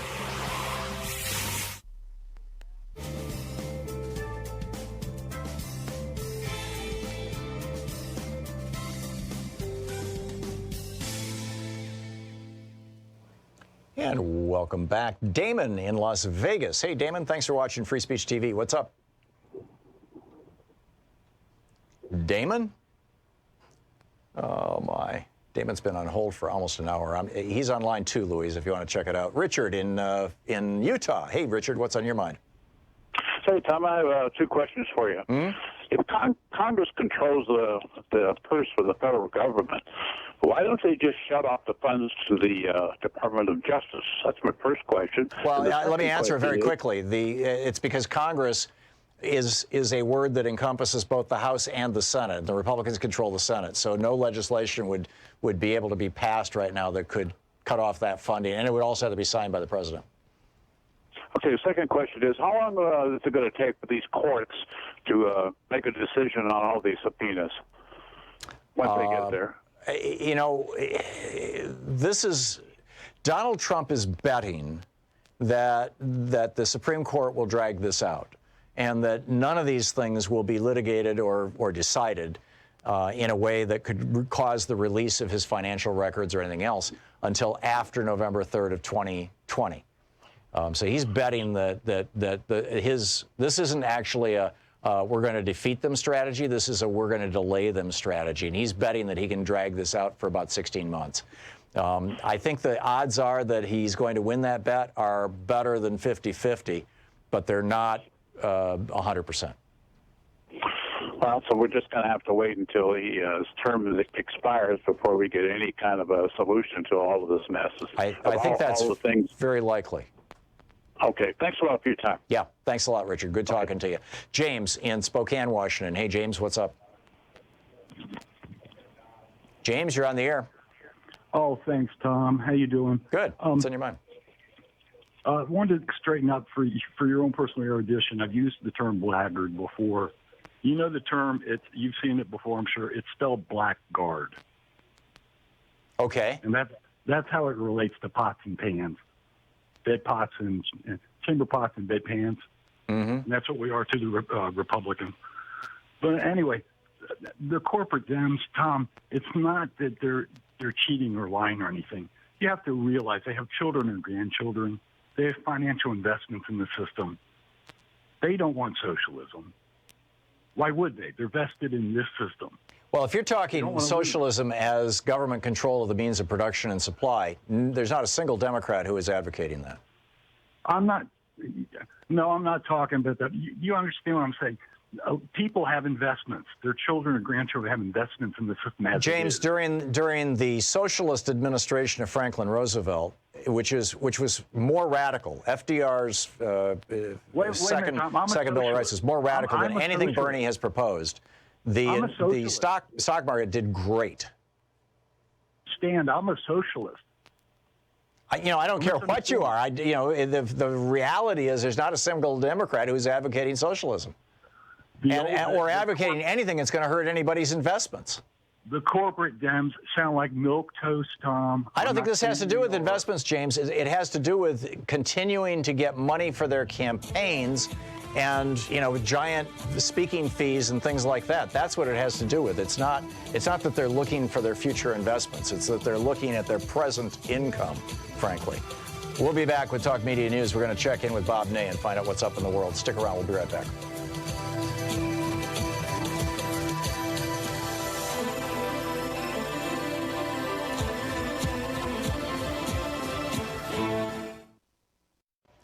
We put together the coolest little newsletter every single day or every single weekday, every day that we do our show. And Sue Nethercutt is the editor of it, and she does such a brilliant job with this thing. It's absolutely free, by the way. It's, all you have to do is go over to ThomHartmann.com and just sign up for it. Sign up for the free newsletter. And we don't sell the list or share it or any of that kind of stuff. So, it's just coming to you, and that's it.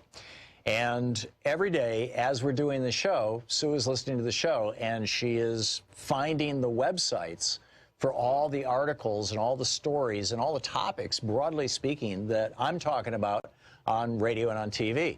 And then she puts the links in there. We call it Sue's Daily Stack, and it's literally a link to every article that I've referenced and every broad topic that I've talked about. I think you'll find it really a valuable asset, particularly to help you win the water cooler wars. So be sure to check it out. It's over at ThomHartmann.com. It's free. It's our newsletter. Thanks a lot.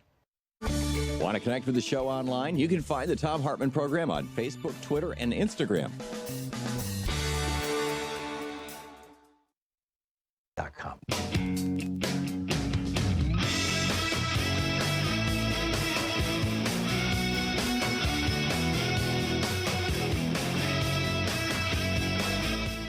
So let's check in with Talk Media News and find out what's up in the world. On the line with us is Bob Ney, the author of Sideswiped. This report brought to you by goatsfortheoldgoat.com and Loving What You Do, Ellen Ratner's new book. So, Bob, what's up in the world today?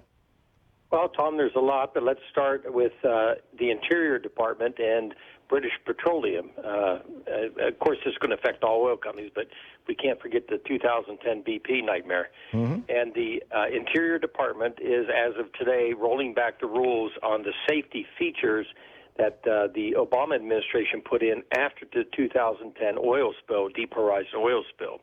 And they put in a preventative feature that would help, and they put it in, I think it was probably through executive order, might have been through the Congress, I'm not sure, but it was implemented. And what it did is it helped with the blowout problem, and it's a device that would then measure the amount of pressure, basically, to prevent blowouts and then have what happened with the Deep Horizon. Sure. Of course, on top of the economic side of it, 11 people were killed during that that blowout. Well, this rule would say, by the way, and here's the quote by Interior Department, and this is the methodology of why they are doing this, of undoing the Obama administration rule. These changes could save the oil industry up to $1.5 billion over a decade. The entire That's industry, chump $1.5 change. billion. That's $150 million a year that the industry is going to save, and we had to have lost far more than $1 billion in terms of productivity and lives damaged and careers ruined and you know in all that oil that just destroyed the Gulf Coast. Right. In fact, Tom, the actual economic figure, just the figure of what was lost, not on top of everything else and the frustration, the environmental damage, $62 billion with a B. So the Deepwater Horizon cost us $62 billion, and the Trump administration is saying we're going to undo the rule that will prevent another Deepwater Horizon in order to save $1.5 billion, in order to give $1.5 billion in more profit to the fossil fuel industry. Is that what you're saying, Bob? Honest to God? Oh, yes. Oh, yes. This is effing nuts. This is just hitting, and that's what it will do. I mean, the department itself admits $1.5 billion, and the oil spill was $62 billion alone, one spill. I mean, if you were anybody responsible in industry yourself, you'd say, I don't want this. Yeah. I don't want to do this. You know, It's not worth it. But obviously, chump change is going to be worth it because they've undone the rule. This one's hard to believe. But so this is a done deal? Yes, it's an executive order. It's a done deal. Now, it'll be disputed, I'm sure, in the court, but still, you know, the fact that it's out there, you know, then you have to go through the whole battle. Yes. So they announced it today. Just with that one line of the $1.5 billion. And then the other stories, of course, we're carrying. Well, you know, one story I wanted to go to was that we carried today was the announcement, the statement by Joe Biden about China. And that seems to have caused quite a stir. You know, because if you look back at the campaign with President Obama and Mitt Romney, both of them took very serious positions on China. So I think this one will. Yeah, for people who don't know what we're talking about, Bob, Joe Biden basically said yesterday afternoon, I believe, in a speech or something, or an interview, said basically China is not our big competitor. You don't have to worry about China. We're doing just fine. China's in trouble. And actually, both economically and militarily, they're not our competitor. And I think most Americans think that economically and militarily, China actually is our biggest and most potentially dangerous competitor. Correct. That's right. So I don't know if it was an off the cuff. I don't know if he'll begin to backtrack a little bit on it, but it did raise a lot of eyes in D.C. Especially I can imagine. Frankly, on the Democratic side. So because there is a primary out there, as we know. Yeah. There you go. 20 people. Yeah. So. And then, of course, the big story of the day is Barr, and we are noting that now Chairman Nadler, Democratic chairman from New York of the Judiciary Committee, is saying maybe he will go till Monday. He'll see about Monday to renegotiate with the Attorney General to get him to the committee. Right. Frankly, on this, Tom, just analyzing it, I think that, and again, let me just say right out front, Chairman Nadler has every legal ability and right to have attorneys question the Attorney General and members. Number one, that is not unprecedented. It's happened. It happened before. It happened most famously and recently with Christine Blasey Ford. Right. The Republicans brought in counsel. Yeah. Right. Exactly.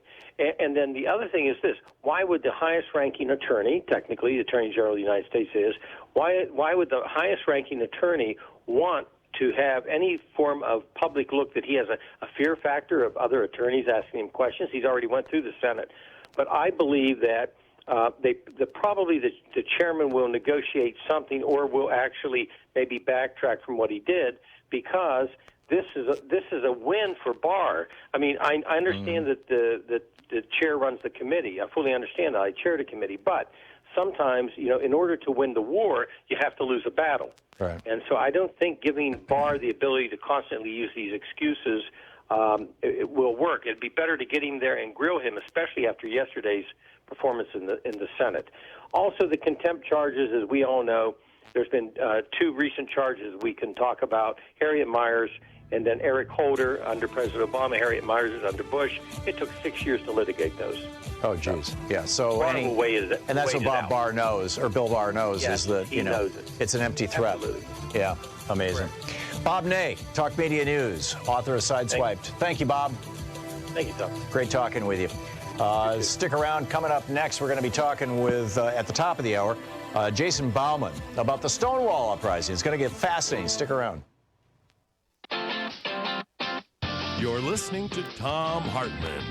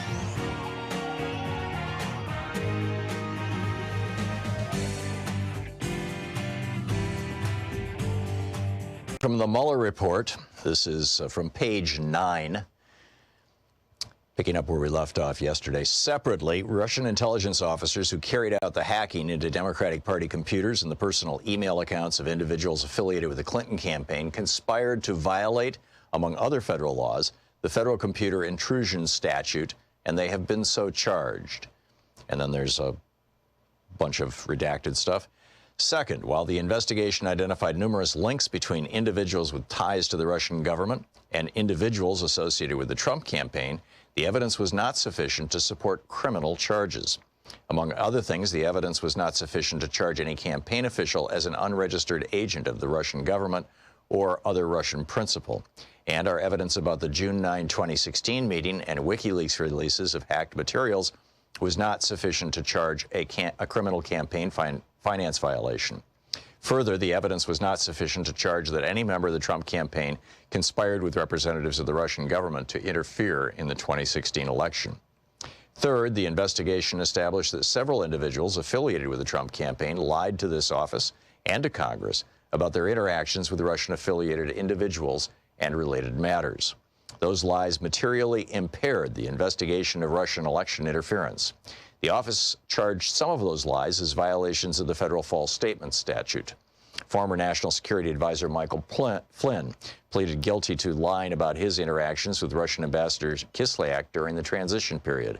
George Papadopoulos, a foreign policy advisor during the campaign period, pleaded guilty to lying to investigators about, inter alia, the nature and timing of his interactions with Joseph Mifsud, the professor who told Papadopoulos that the Russians had dirt on candidate Clinton in the form of thousands of emails. Former Trump Organization attorney Michael Cohen pleaded guilty to making false statements to Congress about the Trump Moscow project. A bunch of redacted stuff. And then in February 2019, the U.S. District Court for the District of Columbia found that Manafort lied to this office and the grand jury concerning his interactions and communications with Konstantin Kilimnik about Trump campaign polling data and a peace plan for Ukraine. The office investigated several other events that have been publicly reported to involve potential Russia-related contacts.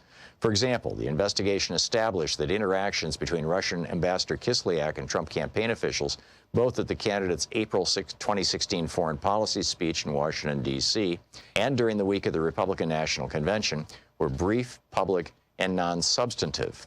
And the investigation did not establish that one campaign official's efforts to dilute a portion of the Republican Party platform on providing assistance to Ukraine were undertaken at the behest of candidate Trump or Russia.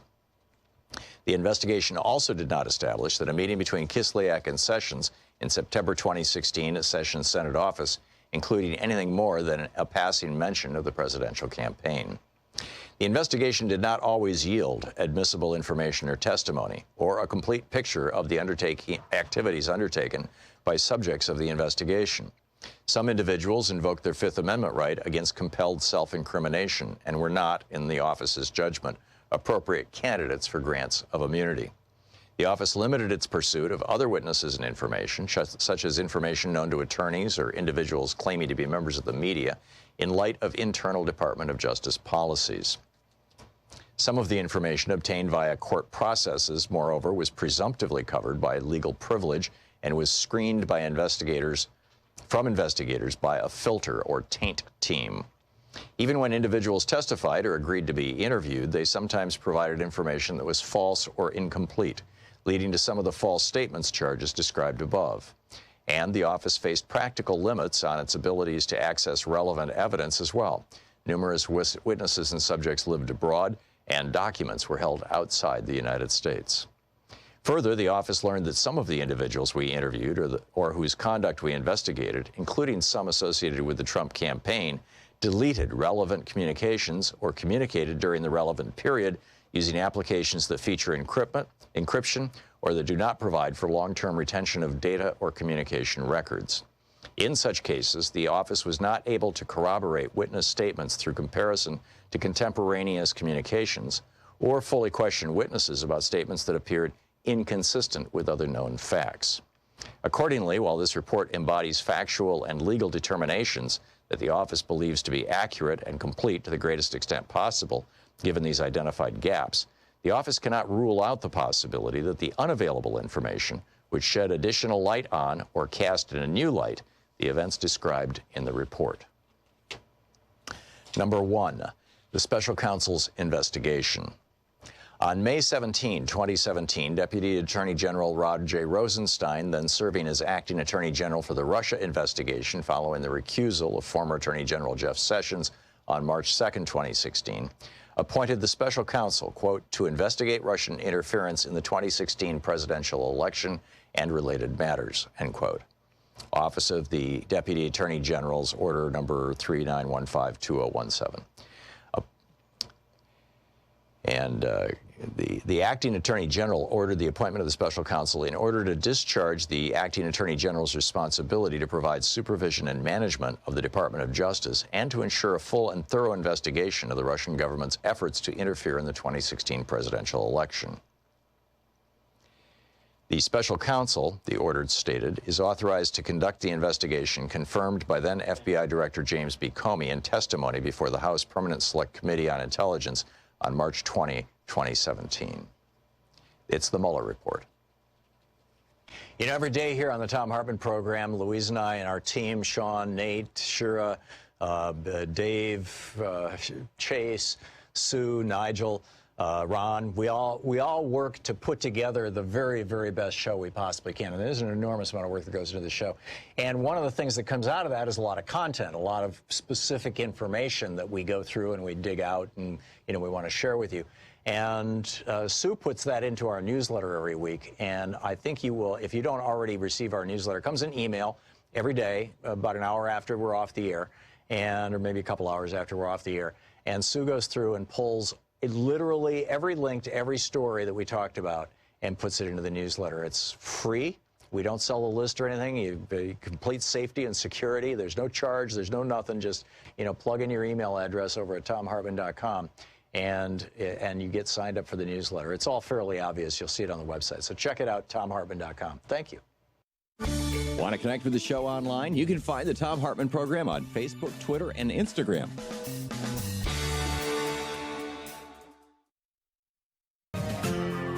This is the Thom Hartmann Program.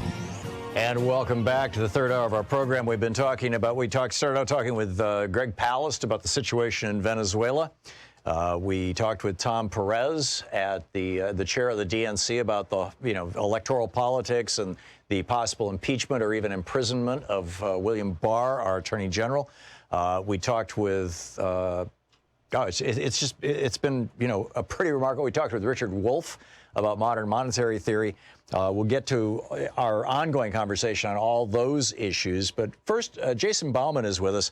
He's the Assistant Director for Collection Development and Coordination of Humanities and LGBT Collections with the New York Public Library. And he has edited and wrote the introduction to a new book from Penguin that is coinciding with the New York Public Library exhibition he has curated on the Stonewall Uprising and the liberation movement of 1969. The 50th anniversary will be in June, I believe, of this year, next month. Jason, welcome to the program. Thank you so much. And the book, by the way, is called The Stonewall Reader, with a foreword by Edmund White, edited by the New York Public Library. Jason, first of all, for people who may not remember 1969, or perhaps weren't paying attention back then, can you recap exactly what the Stonewall Uprising was? So Stonewall Inn was a gay bar and an illegal club in New York City in the Greenwich Village in the 1960s. And in June of 1969, it's raided by the police. And the patrons in the bar and also people on the streets in that moment resist arrest and leads to a conflict with the police that lasts almost a week. And that conflict really transformed LGBTQ activism in the United States and helped it become a mass movement. Before Stonewall, there were pioneering activists all over the country, and there were a number of other riots in San Francisco and Philadelphia and so forth. But after Stonewall, it went from pioneering small groups of activists to really thousands of people embracing this platform of gay liberation. Yeah, but prior to Stonewall, you had like the Compton cafeteria riots in L.A. and Marsha P. Johnson, all that kind of work? Yeah, so Black Cat and many other in Philadelphia. There was the Black Cat, also Black Cat riots in Los Angeles, Compton's cafeteria riots. So Stonewall wasn't the first of these riots, but probably the best remembered, and it really served as the turning point. And also, so you had these activists with Mattachine Society, which was a gay organization at a kind of national level. Before that, also Daughters of Bilitis, which is a lesbian organization, and other activists working across the country. But there's small groups of people, 10, 20 people in each city, maybe 400 people in the United States in the 1960s. And after, in 1970, you have thousands of people all over the country. Yeah, yeah. I remember this well because in 1969, I was working as a rock and roll DJ, and I was the DJ for the local gay bar in Lansing, Michigan for part of that year. Wow. And I'm not gay. You know, my wife Louise and I she used to come down and we would dance together. I would DJ the drag show in part. And I've been watching this scene for a long time, and particularly with great pain. I'm an old guy, right? And with great pain in the '80s when when Ronald Reagan refused to even utter the word AIDS, and we had this horrible crisis. And it seems to me that in many ways, I mean, we've come so far, and yet you've got the Trump administration now trying to radically roll back the clock. This new proposal that doctors can refuse to serve trans people, his messing with the military, all these other things. Where are we really at, in your opinion, when it comes to the rights of LGBTQ people, and to what extent does this hardcore right-wing kind of Mike Pence, white evangelical megachurch hate-fueled movement seriously actually threaten gay rights or LGBTQ rights in the United States? You're right, it's a very, very strange moment. And in the book, that issue of military service for activists from the 1960s, it was a really central issue, and it was particularly this activist Frank Kameny, who had been an astrophysicist who lost his position when it was found out he was gay, and really devoted the rest of his life to this issue of gay rights, but also military service in particular. And it's many people see military service just in terms of whether they themselves want to serve or whether they think the military is just or unjust. But really, the government's probably the biggest employer of people in the United States, and so their actions then set the tone for all other employers in the United States. So it took decades to get that goal of gays and lesbians and transgender people being able to serve openly in the U.S. military, and for it to be now transgender people barred. It's a serious step back, and it's also very alarming because of the decades that it took to win those rights. But at the same time, talking about Kameny again, and so Kameny is also first gay person to run for Congress and runs in 1971. He doesn't win, but is the first person to do so. And so it's interesting now having a openly gay candidate throw their hat in the ring. Yeah, Pete Buttigieg. Yeah, so it's both a moment of repression and a moment of people pushing the boundaries and pushing the envelope. And I think you see this in American society, is that it goes through cycles of conservatism and liberalism and radicalism. And in the early 20th century, in the 20s, it was a much more permissive and open time. And then into the 1940s and 50s, the country got much more repressive, and you had the McCarthy era, and homosexuality was one of the main things that was repressed during that time period. And then this opening in the 60s and 70s. So it seems like we may be entering into, again, a more repressive and conservative cycle. And I think that's why it's important to read and remember stories like this from that era of the 1960s, which was so radical and which made possible so many of the freedoms that we enjoy today. It seems to me that the other thing that has happened, in particular over the last couple of decades, is that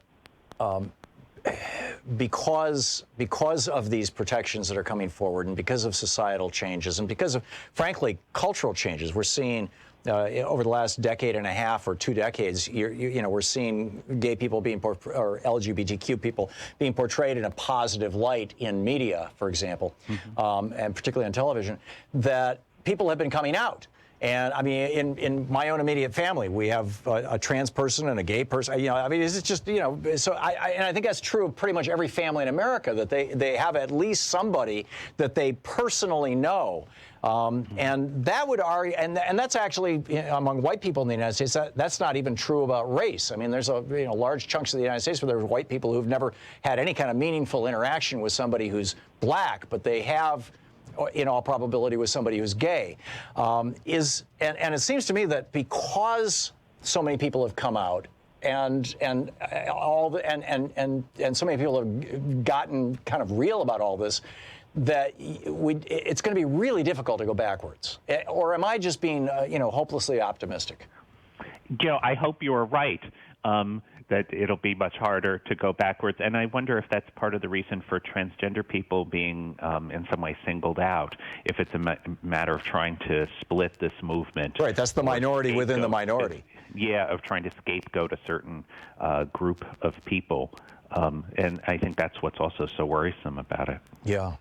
It's remarkable stuff. Just a last question here, Jay. What is the, in your opinion, what's the story from the Stonewall Reader that really got you, that you really think is important? Amazing story. So it's these personal narratives from these activists all over the country. Amazing piece that's in there. It's by this guy, Joel Hall, who was in Third World Gay Revolution, and who talks about he was incarcerated actually for being gay in his teens, and so spends much of his teen years in prison and even in solitary confinement, and then grows up to be this activist and actually an artist.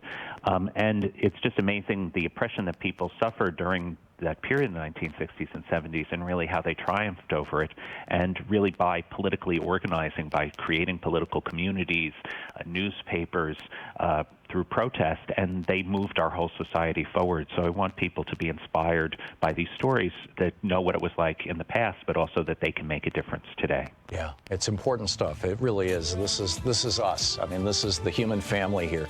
The Stonewall Reader is the book. It is presumably just out, right, Jason? Yeah, out yesterday. Out yesterday. Jason Bauman with the New York Public Library. Jason, thanks so much for dropping by today. You're welcome. Thank you so much. Great talking with you. I appreciate the great work you're doing to help raise consciousness and share the good word. We'll be right back. This is the Thom Hartmann Program. 16 minutes past the hour. Back with your calls right after this. A lot on the table here to talk about today.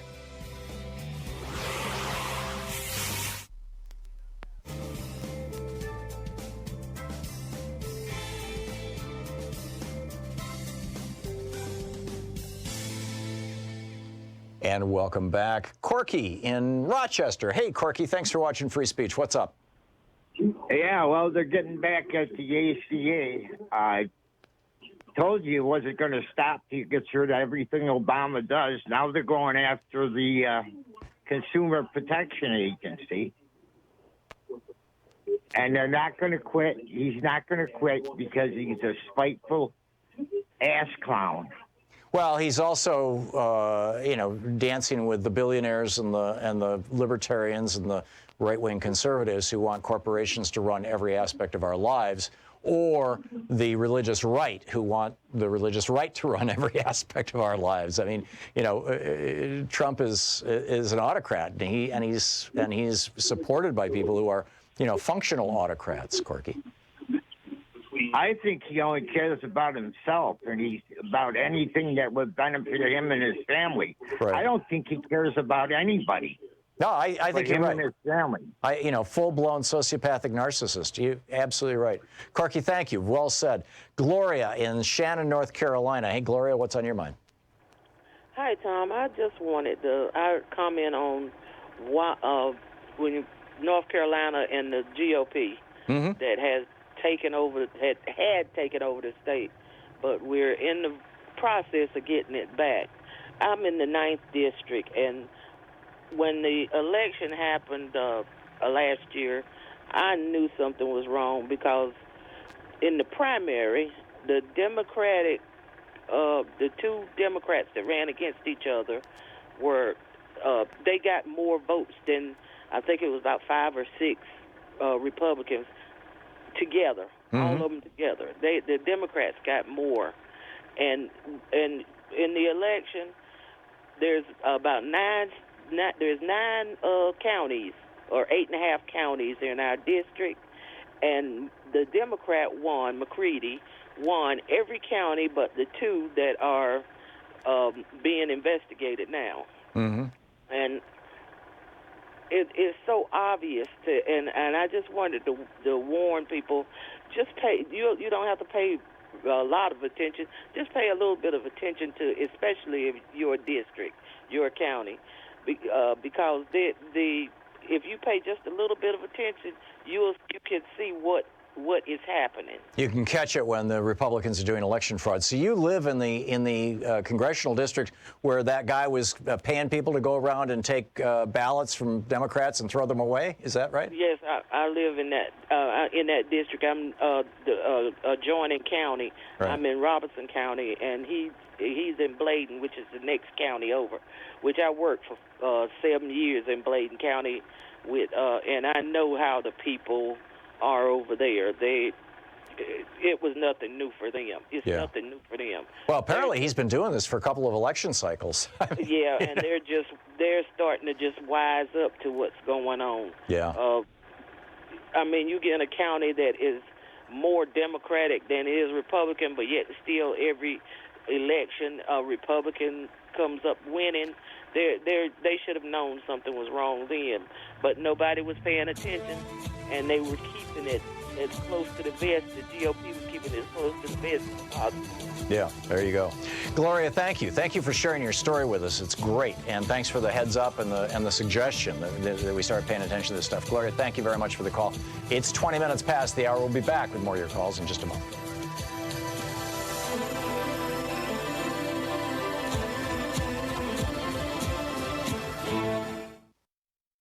You know, every day here on the Thom Hartmann Program, Louise and I and our team, Sean, Nate, Shira, Dave, Chase, Sue, Nigel, Ron, we all work to put together the very, very best show we possibly can. And there's an enormous amount of work that goes into the show. And one of the things that comes out of that is a lot of content, a lot of specific information that we go through and we dig out and, we want to share with you. And Sue puts that into our newsletter every week. And I think you will, if you don't already receive our newsletter, it comes in email every day, about an hour after we're off the air, or maybe a couple hours after we're off the air. And Sue goes through and pulls literally every link to every story that we talked about and puts it into the newsletter. It's free. We don't sell a list or anything. Complete safety and security. There's no charge. There's no nothing. Just, plug in your email address over at thomhartmann.com. And you get signed up for the newsletter. It's all fairly obvious. You'll see it on the website. So check it out, thomhartmann.com. Thank you. Want to connect with the show online? You can find the Thom Hartmann Program on Facebook, Twitter, and Instagram.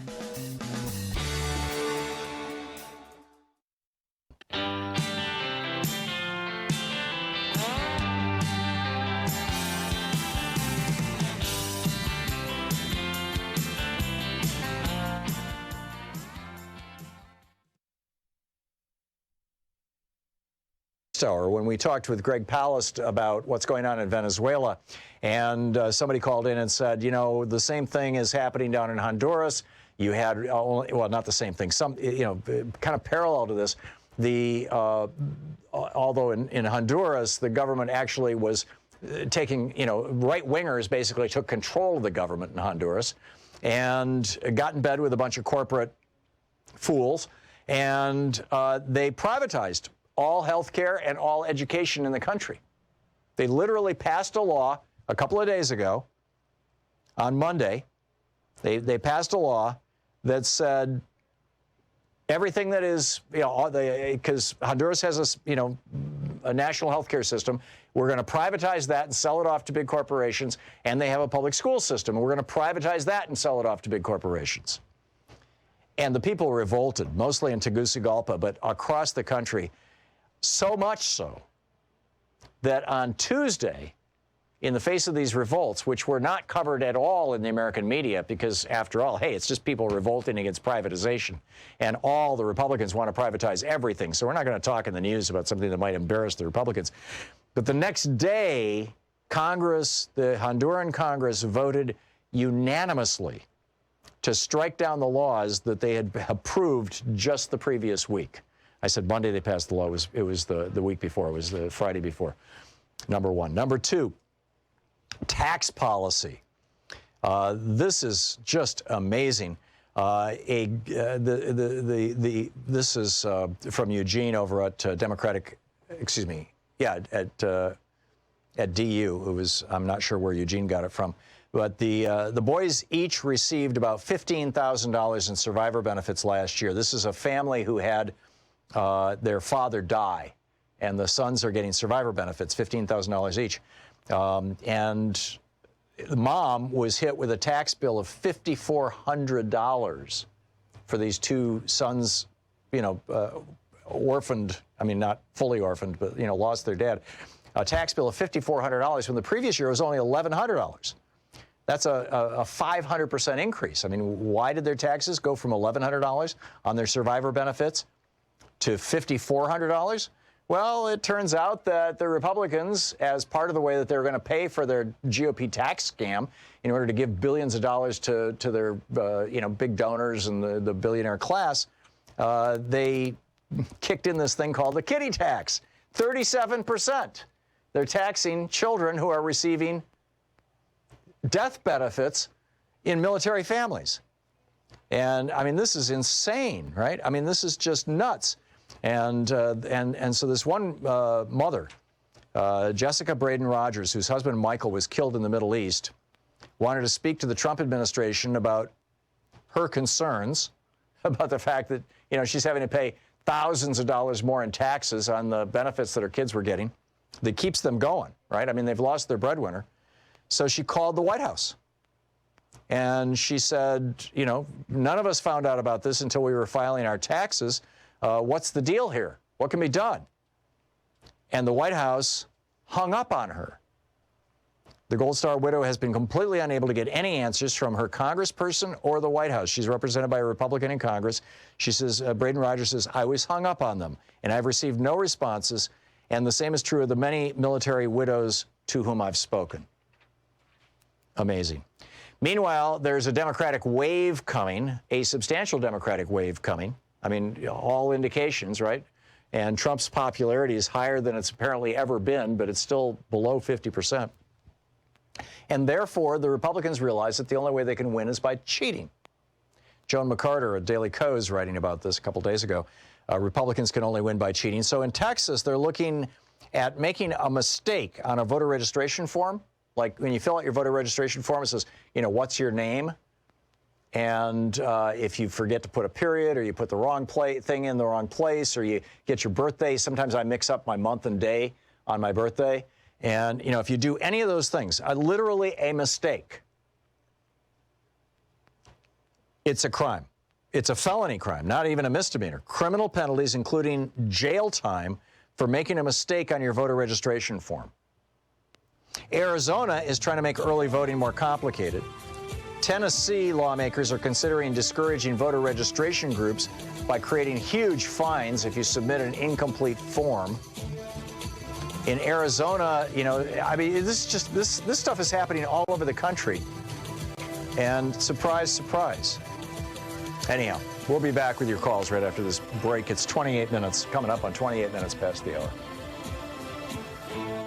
You're listening to the Thom Hartmann Program. Call 202-808-9925. Defending America from the weapons of mass deception. Thom Hartmann here with you. We'll be taking your calls right after this.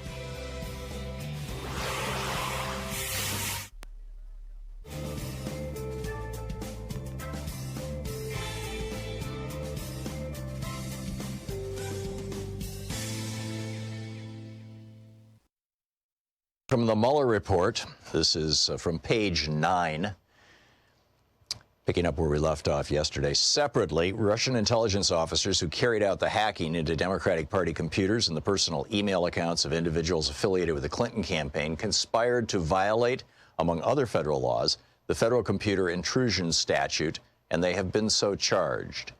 And then there's a bunch of redacted stuff. Second, while the investigation identified numerous links between individuals with ties to the Russian government and individuals associated with the Trump campaign, the evidence was not sufficient to support criminal charges. Among other things, the evidence was not sufficient to charge any campaign official as an unregistered agent of the Russian government or other Russian principal. And our evidence about the June 9, 2016 meeting and WikiLeaks releases of hacked materials was not sufficient to charge a criminal campaign finance violation. Further, the evidence was not sufficient to charge that any member of the Trump campaign conspired with representatives of the Russian government to interfere in the 2016 election. Third, the investigation established that several individuals affiliated with the Trump campaign lied to this office and to Congress about their interactions with Russian-affiliated individuals and related matters. Those lies materially impaired the investigation of Russian election interference. The office charged some of those lies as violations of the federal false statement statute. Former National Security Advisor Michael Flynn pleaded guilty to lying about his interactions with Russian Ambassador Kislyak during the transition period. George Papadopoulos, a foreign policy advisor during the campaign period, pleaded guilty to lying to investigators about, inter alia, the nature and timing of his interactions with Joseph Mifsud, the professor who told Papadopoulos that the Russians had dirt on candidate Clinton in the form of thousands of emails. Former Trump Organization attorney Michael Cohen pleaded guilty to making false statements to Congress about the Trump Moscow project, a bunch of redacted stuff. And then in February 2019, the U.S. District Court for the District of Columbia found that Manafort lied to this office and the grand jury concerning his interactions and communications with Konstantin Kilimnik about Trump campaign polling data and a peace plan for Ukraine. The office investigated several other events that have been publicly reported to involve potential Russia-related contacts. For example, the investigation established that interactions between Russian Ambassador Kislyak and Trump campaign officials, both at the candidate's April 6, 2016 foreign policy speech in Washington, D.C., and during the week of the Republican National Convention, were brief, public, and non-substantive. And the investigation did not establish that one campaign official's efforts to dilute a portion of the Republican Party platform on providing assistance to Ukraine were undertaken at the behest of candidate Trump or Russia. The investigation also did not establish that a meeting between Kislyak and Sessions in September 2016 at Sessions' Senate office included anything more than a passing mention of the presidential campaign. The investigation did not always yield admissible information or testimony, or a complete picture of the activities undertaken by subjects of the investigation. Some individuals invoked their Fifth Amendment right against compelled self-incrimination and were not, in the office's judgment, appropriate candidates for grants of immunity. The office limited its pursuit of other witnesses and information, such as information known to attorneys or individuals claiming to be members of the media, in light of internal Department of Justice policies. Some of the information obtained via court processes, moreover, was presumptively covered by legal privilege and was screened by investigators by a filter or taint team. Even when individuals testified or agreed to be interviewed, they sometimes provided information that was false or incomplete, leading to some of the false statements charges described above. And the office faced practical limits on its abilities to access relevant evidence as well. Numerous witnesses and subjects lived abroad, and documents were held outside the United States. Further, the office learned that some of the individuals we interviewed or whose conduct we investigated, including some associated with the Trump campaign, deleted relevant communications or communicated during the relevant period using applications that feature encryption or that do not provide for long-term retention of data or communication records. In such cases, the office was not able to corroborate witness statements through comparison to contemporaneous communications or fully question witnesses about statements that appeared inconsistent with other known facts. Accordingly, while this report embodies factual and legal determinations that the office believes to be accurate and complete to the greatest extent possible, given these identified gaps, the office cannot rule out the possibility that the unavailable information would shed additional light on or cast in a new light the events described in the report. Number one, the special counsel's investigation. On May 17, 2017, Deputy Attorney General Rod J. Rosenstein, then serving as acting Attorney General for the Russia investigation following the recusal of former Attorney General Jeff Sessions on March 2, 2016, appointed the special counsel, quote, to investigate Russian interference in the 2016 presidential election and related matters, end quote. Office of the Deputy Attorney General's order number 3915-2017. The acting Attorney General ordered the appointment of the special counsel in order to discharge the acting Attorney General's responsibility to provide supervision and management of the Department of Justice and to ensure a full and thorough investigation of the Russian government's efforts to interfere in the 2016 presidential election. The special counsel, the order stated, is authorized to conduct the investigation confirmed by then FBI Director James B. Comey in testimony before the House Permanent Select Committee on Intelligence on March 20, 2017. It's the Mueller report. Minutes past the hour. Thom Hartmann here with you. John in Poulsbo, Washington. Hey, John, what's on your mind today? Good morning, Tom. First of all, I'd like to comment on the Mueller report. It can be ordered through Amazon and many other venues. Yeah, the Washington Post's edition of it is the #1 bestseller on Amazon right now. Yeah, and I obviously I got it, and you know, if you read 10 pages before you can before you go to sleep every night, pretty soon you'll have it all in your head. Right. I'm reading about 2 pages a day on just on this show. We're doing it during our breaks, and we're putting them up on our YouTube channel. And we've created a separate channel just called the Mueller Report. And when we're all done, which will probably be a few months from now, we're going to compile them all into one giant, Thom Hartmann reads you the Mueller Report thing. Wonderful. The other thing is, I called you about 2 weeks ago and kind of put up the red flag about Barr, and now there seems to be another red flag out there that hints that he might have been the one to close down the Mueller investigation. Yeah, Rachel mentioned that last night on her show. I speculated about that on the air here, for weeks. That it's quite a coincidence that at the same, particularly after Matt Whitaker, who was the AG before Barr, before he became AG, he said, well, the easy way to shut down the Mueller investigation is to simply cut off their funding, and the Attorney General can do that, and they'll be able to operate for another month or two, and then they'll run out of money. And sure enough, a month or two after Whitaker is in office, Barr comes in, and the Mueller report or the Mueller investigation ends. And it sure seems to me like it's more than a coincidence. Absolutely. If it smells like one and walks like one, it is one. Yeah, there you go. And that's all I really had to say. You're doing a great job. Have a great day. Thank you, John. Good talking with you. Sandy in Rockport, Texas. Hey, Sandy, what's on your mind today? Yeah, Tom. I was calling in reference to just curious listening to you talk about Venezuela and Honduras. I was wondering what you thought regarding Steve Bannon. I've heard bits and pieces at different times over several months about him traveling to different countries, and I'm almost feeling like behind the scenes setting up the stage, setting up right-wing governments like in Spain, and you're talking like in Venezuela and things. And I just wondered, I'll take your answer off the air. I just wondered what you thought, or if you had any speculation or news or anything on that. I think it's astonishing. He's bought a monastery, an old monastery, very picturesque in Europe. I forget which country it's in. And he's building an academy for budding right-wing autocrats in Europe. And presumably from all over the world. People can, fly in and hang out there and learn the ways of being an autocrat. And Steve Bannon, you'll recall, is the guy who said that the mission of the Trump administration was to deconstruct the administrative state. In other words, to destroy the government of the United States of America.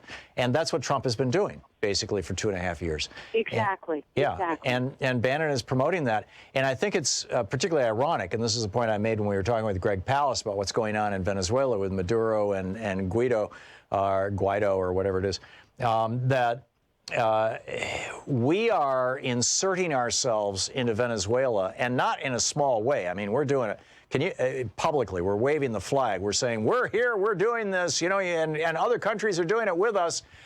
At the same time that we're all upset that Russia inserted themselves into our election. And Amen. it just kind of makes my head spin. It's like, wait a minute, I mean, if Putin had gone on national television and said, we're going to interfere with the American election and Americans should, revolt against Hillary Clinton and Barack Obama and quack, quack, quack. And then, the president of Cuba and had come out and said, yes, I agree with you, or whatever, I mean, some other strongman, in the Philippines, Duterte, elect Donald Trump. If that had happened, we would have been flipped out. And yet this is what we're doing to other countries, and we're exporting, and now Steve Bannon wants to export this all over the world. He wants to mess with the governments of every European country. It's breathtaking, Sandy. Well, I just think that some news outlet, and you're the only one that I usually keep up with and watch and believe and trust, but that they're not reporting on it. It's very quiet. I think there's so much that we need to pay attention to.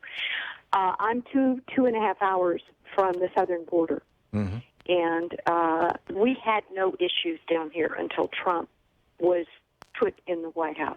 There were no issues at all. By issues, what do you mean? I mean, there was people went down there and ate, and I live at the Gulf, and there were people that would go down there, come down Winter Texans every year, and snowbirds, and walk down and take a bus ride to Progreso, Mexico, and eat and have margaritas and buy their prescriptions and buy all kinds of things. It was just fluid. It was wonderful. Right. And once he took office, he's been working on it. That's all I can say. It's a shame, especially that people that don't live in this area don't really know, and what they're being told and what's being spewed out there, it's not the truth. And he has caused all of this. You mean all these brown people from Central and South America are not murderers and rapists and thieves? Absolutely. Yeah, Amazing. absolutely. I thank you very much. Thank you, Sandy. Great to hear from you. Jack in Petaluma, California. Hey, Jack, what's on your mind? Good morning, Tom. Hey. What I want to talk about is Mr. Graham. Okay. All right. After his speech yesterday, opening the hearing, right, climbing all over Hillary Clinton. Yeah. I never seen a politician move so fast away from a camera after he came out of that hearing. Yeah, he actually ran away when they tried to ask him questions. He went running down the hall. He tripped. Yeah, you're right. And I tell you what, right there is the GOP. Yeah. That is their whole thing. Yeah. They'll spew foul. They'll do whatever they can. Like when Mr. Cohen testified before the House committee. Mm-hmm. Remember all those signs they had up there, liar, liar? Right. Well, if I was Mr. Nadler, I'd have a sign up there ticking 10,100 lies. Oh yeah, a lie clock like the old debt clock in New York City. That's a great one. Yeah. Yeah, I'm with you. I am absolutely with you. Jack, thank you for that. Thanks for the call. Christopher in Vancouver, Washington. Hey, Christopher, what's up? Hey, Tom, thanks for taking my call and all that you do. Love you. Thank you. Hey, Tom, just a couple of things. One, I've been calling Chairman Nadler's office frequently, not every day, but frequently, just providing them support. You know, we live in Washington State. But then when I called in this morning to offer their support and to keep going forward with contempt charges, I was told by a staffer, "You're not a constituent. Thanks for calling," and they hung up. That's not unusual, Christopher. Typically, members of Congress only want to hear from people who live in their districts, and increasingly, they're call screening, they're blocking the people from outside their district. Which is why it's best to focus your attention on your member of Congress and your two senators. Although, if you live in Vancouver, I think all three of them are Democrats, right? Well, no, Jamie Herrera Butler is a Republican. Ah, and she votes 95% with the Dunster. But that's to finish amazing. my story on Nadler. Yeah. We're told by most people call these guys even though they're not your constituents. But anyway, right. Well, the committee chair people are the exception to that rule. I mean, a person who's the chair of a committee is particularly a major committee like Judiciary is representing all of us, and if they don't take calls from outside their districts, that's a problem. Well, that's what I kind of thought. So I called back because I've had a great response from. They answer their own phone. It's not like Nadler's. So Nadler, yeah. So I called back after I went for a jog, and I talked with a young lady. I called a different office. I called the Manhattan office, and they said that that's not their policy. The reason why that's going on is because they've been receiving death threats on the phone all day long. They've had to send these calls to the Capitol Police. Right. And so basically, he's under siege by these people that are calling and giving death threats. So they apologized to me and say that this is what's going on right now. So I thought that was important for you to know. Yeah, it is. And let your listeners know. These people are crazy. And I know time is short, Tom, but just one other thing is gas prices are going up crazy, as you know. Mm-hmm. But Chevron didn't pay any income tax. Right. And we subsidize them in the billions of dollars. Yep. So why are gas prices going up? Well, they're going up because they can, right? I mean, people are pointing to the embargoes of Iran and Venezuela, but I think basically, price gouging is real. We used to have these things called windfall profit taxes. Those went away with the Carter administration, as I recall. Christopher, thank you for the call. Thanks for that story about Jerry Nadler getting death threats. That's good to know. Scary times. It's seriously scary times. I mean, there's actually people out there killing people. It's 45 minutes past the hour. You're listening to Thom Hartmann. Visit ThomHartmann.com for audio and video archives. Back with more of your calls in just a moment. Well, stick around. We'll be right back.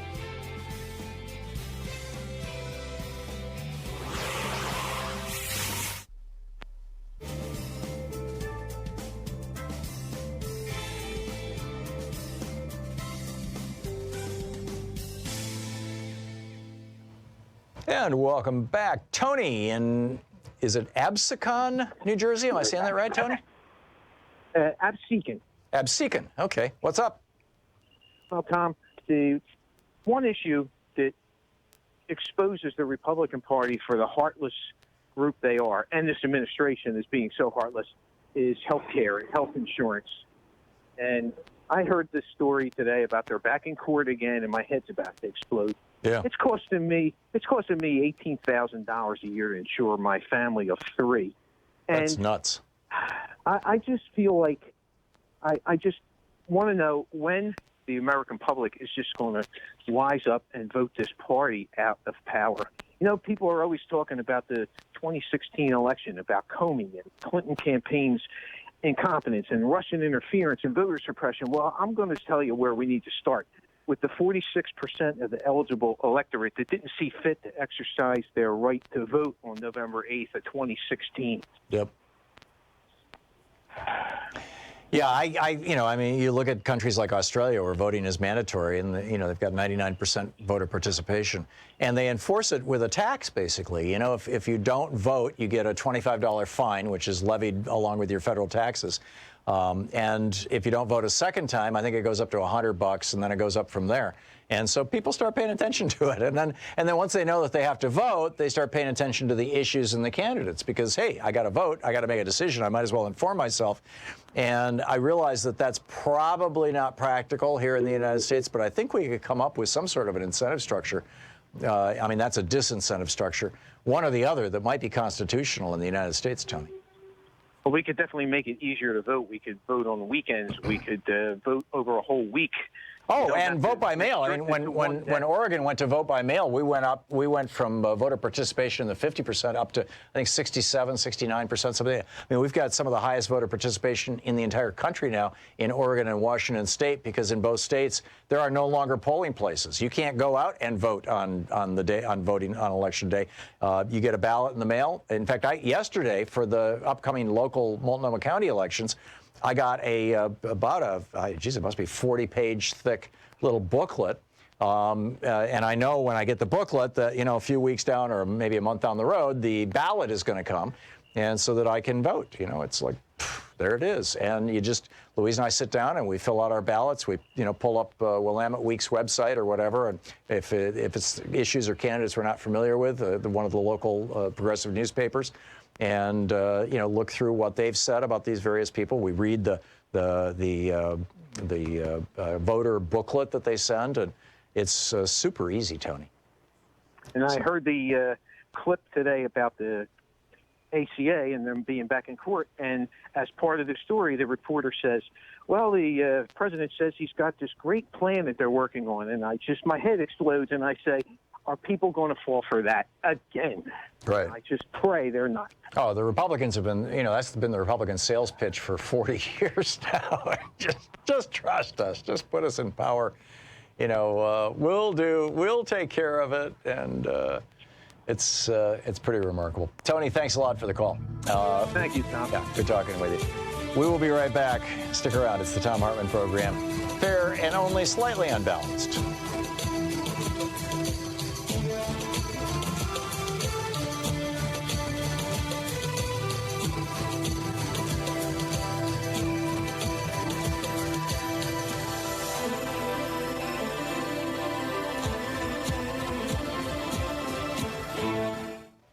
We put together the coolest little newsletter every single day, or every single weekday, every day that we do our show.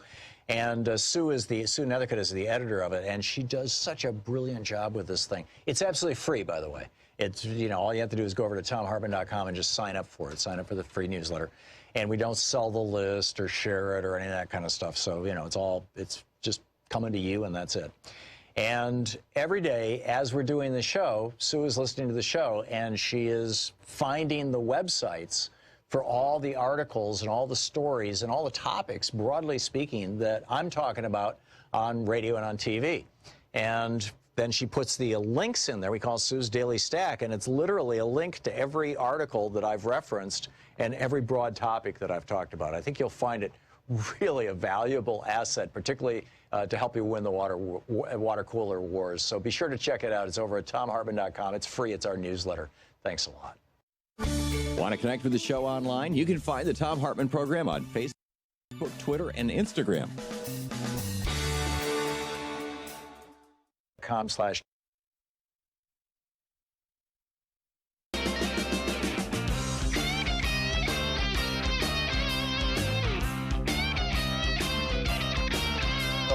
much. Thom Hartmann here with you. Darren in Seattle. Hey, Darren, what's on your mind today? Hey, Tom. Love your show, man. Thank you. I'm curious what your thoughts are in regards to getting some engagement from some of these right-leaning, heavily right-leaning states for them to participate, or for the Democrats to actually get in there and win some of these votes back. I mean, it's very obvious that these states that are exceptionally right-leaning would benefit the most from some of the liberal agenda, and it seems like we continue to fall on our face there. And if we could get the politicians to get out and canvass some of these areas, it seems to me that education on what the platforms that they're running on might be the key to winning some of these states back that would benefit the most from having Democrats. What are your thoughts? I absolutely agree. And when you poll people on the issues, the vast majority of Americans, I'm talking like 80% of Americans, agree with Democrats on the issues.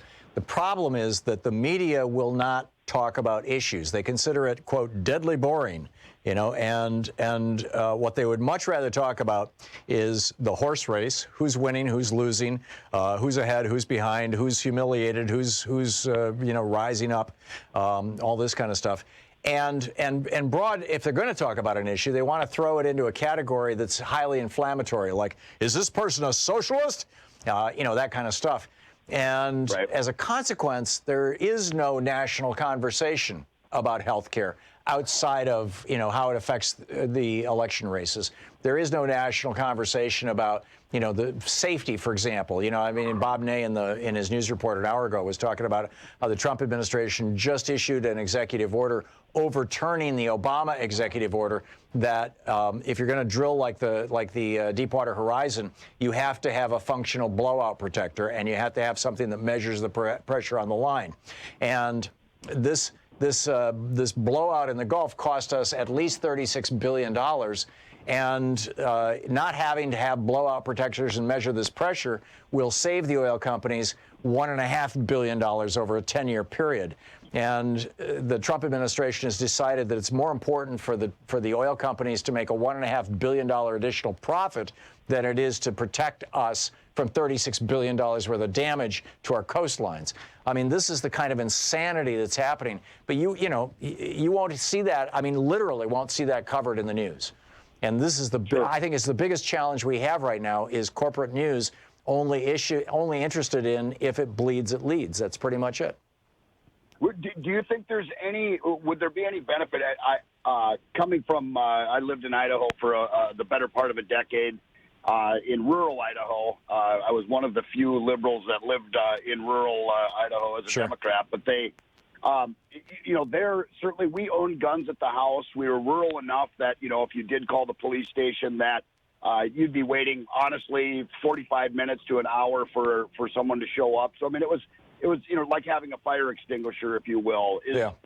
And my concern, sure, there was crazies up there that wanted their semi-automatics and all that, and that seemed ridiculous. But for the Democrats to potentially say, make it very clear, we're not out to get your shotguns and your, those sorts of things. But let's put the hammer down on these semi-automatics. I think you'd get a lot of buy-in from even some of these rural guys because it's not like everybody's illogical. It just all of a sudden they get wrapped up in the moment of the current policies and the political rhetoric. No, I think you're right, Darren. And then the enemy of this conversation that we all need to be having, again, is the media, tragically. Darren, I want to get one last caller in here before the end of the show. So thank you for the call. It's great to hear from you. Appreciate it. Renee in St. Louis. What's up, Renee? Hey, Tom. The lady that called about Steve Bannon, the monastery that he purchased or that they purchased, okay, whoever they are, okay, is in Italy. It's not far from the Vatican. What most people don't realize is the Vatican is a country within inside a country, according to my world landmarks classes. It is, and they even have a seat in the United Nations. And weirdly, even though there are no women who are citizens of the Vatican, it's all men. Nonetheless, they have a seat on the birth control committee in the United Nations. Yeah, and it all gets back to Constantine, doesn't it? In some ways, yeah. The whole idea. Oh my God. Okay, right. So she's right. Okay, and it also takes on a Hitler-like or world domination. I guess Steve Bannon is supposed to be the brain, and Donald Trump is Pinky. Yeah. Yeah, I think so. The old cartoon, Pinky and the Brain. Yeah, I think you're right, Renee. All right. Have a good afternoon, and thanks, guys. Okay, thanks, Renee. It's great talking with you, and thank you for watching us on YouTube. Yeah, this thing that Steve Bannon is doing, he's messing with the governments all over Europe. We're messing with the government in Venezuela. We're messing with the government in Honduras. We've been doing this forever, and at the same time, we're having a conversation about how terrible it is that Russia messed with our investigations. I think it's time for us to stop the hypocrisy, to own up to what we're doing, to clean it up. And then we'll have a moral basis for saying that we don't think that other countries should be messing with our elections. It's just straightforward stuff. Anyhow, thanks so much for being with us today. We'll be back tomorrow. It's not only Anything Goes Friday, but we've got some just astonishing guests. You're going to love the show. So we'll see you same time, same place tomorrow. In the meantime, don't forget, democracy is not a spectator sport. Get out there, get active, tag. You're it. We'll see you tomorrow. You've been listening to Thom Hartmann. For audio and video archives, visit thomhartmann.com.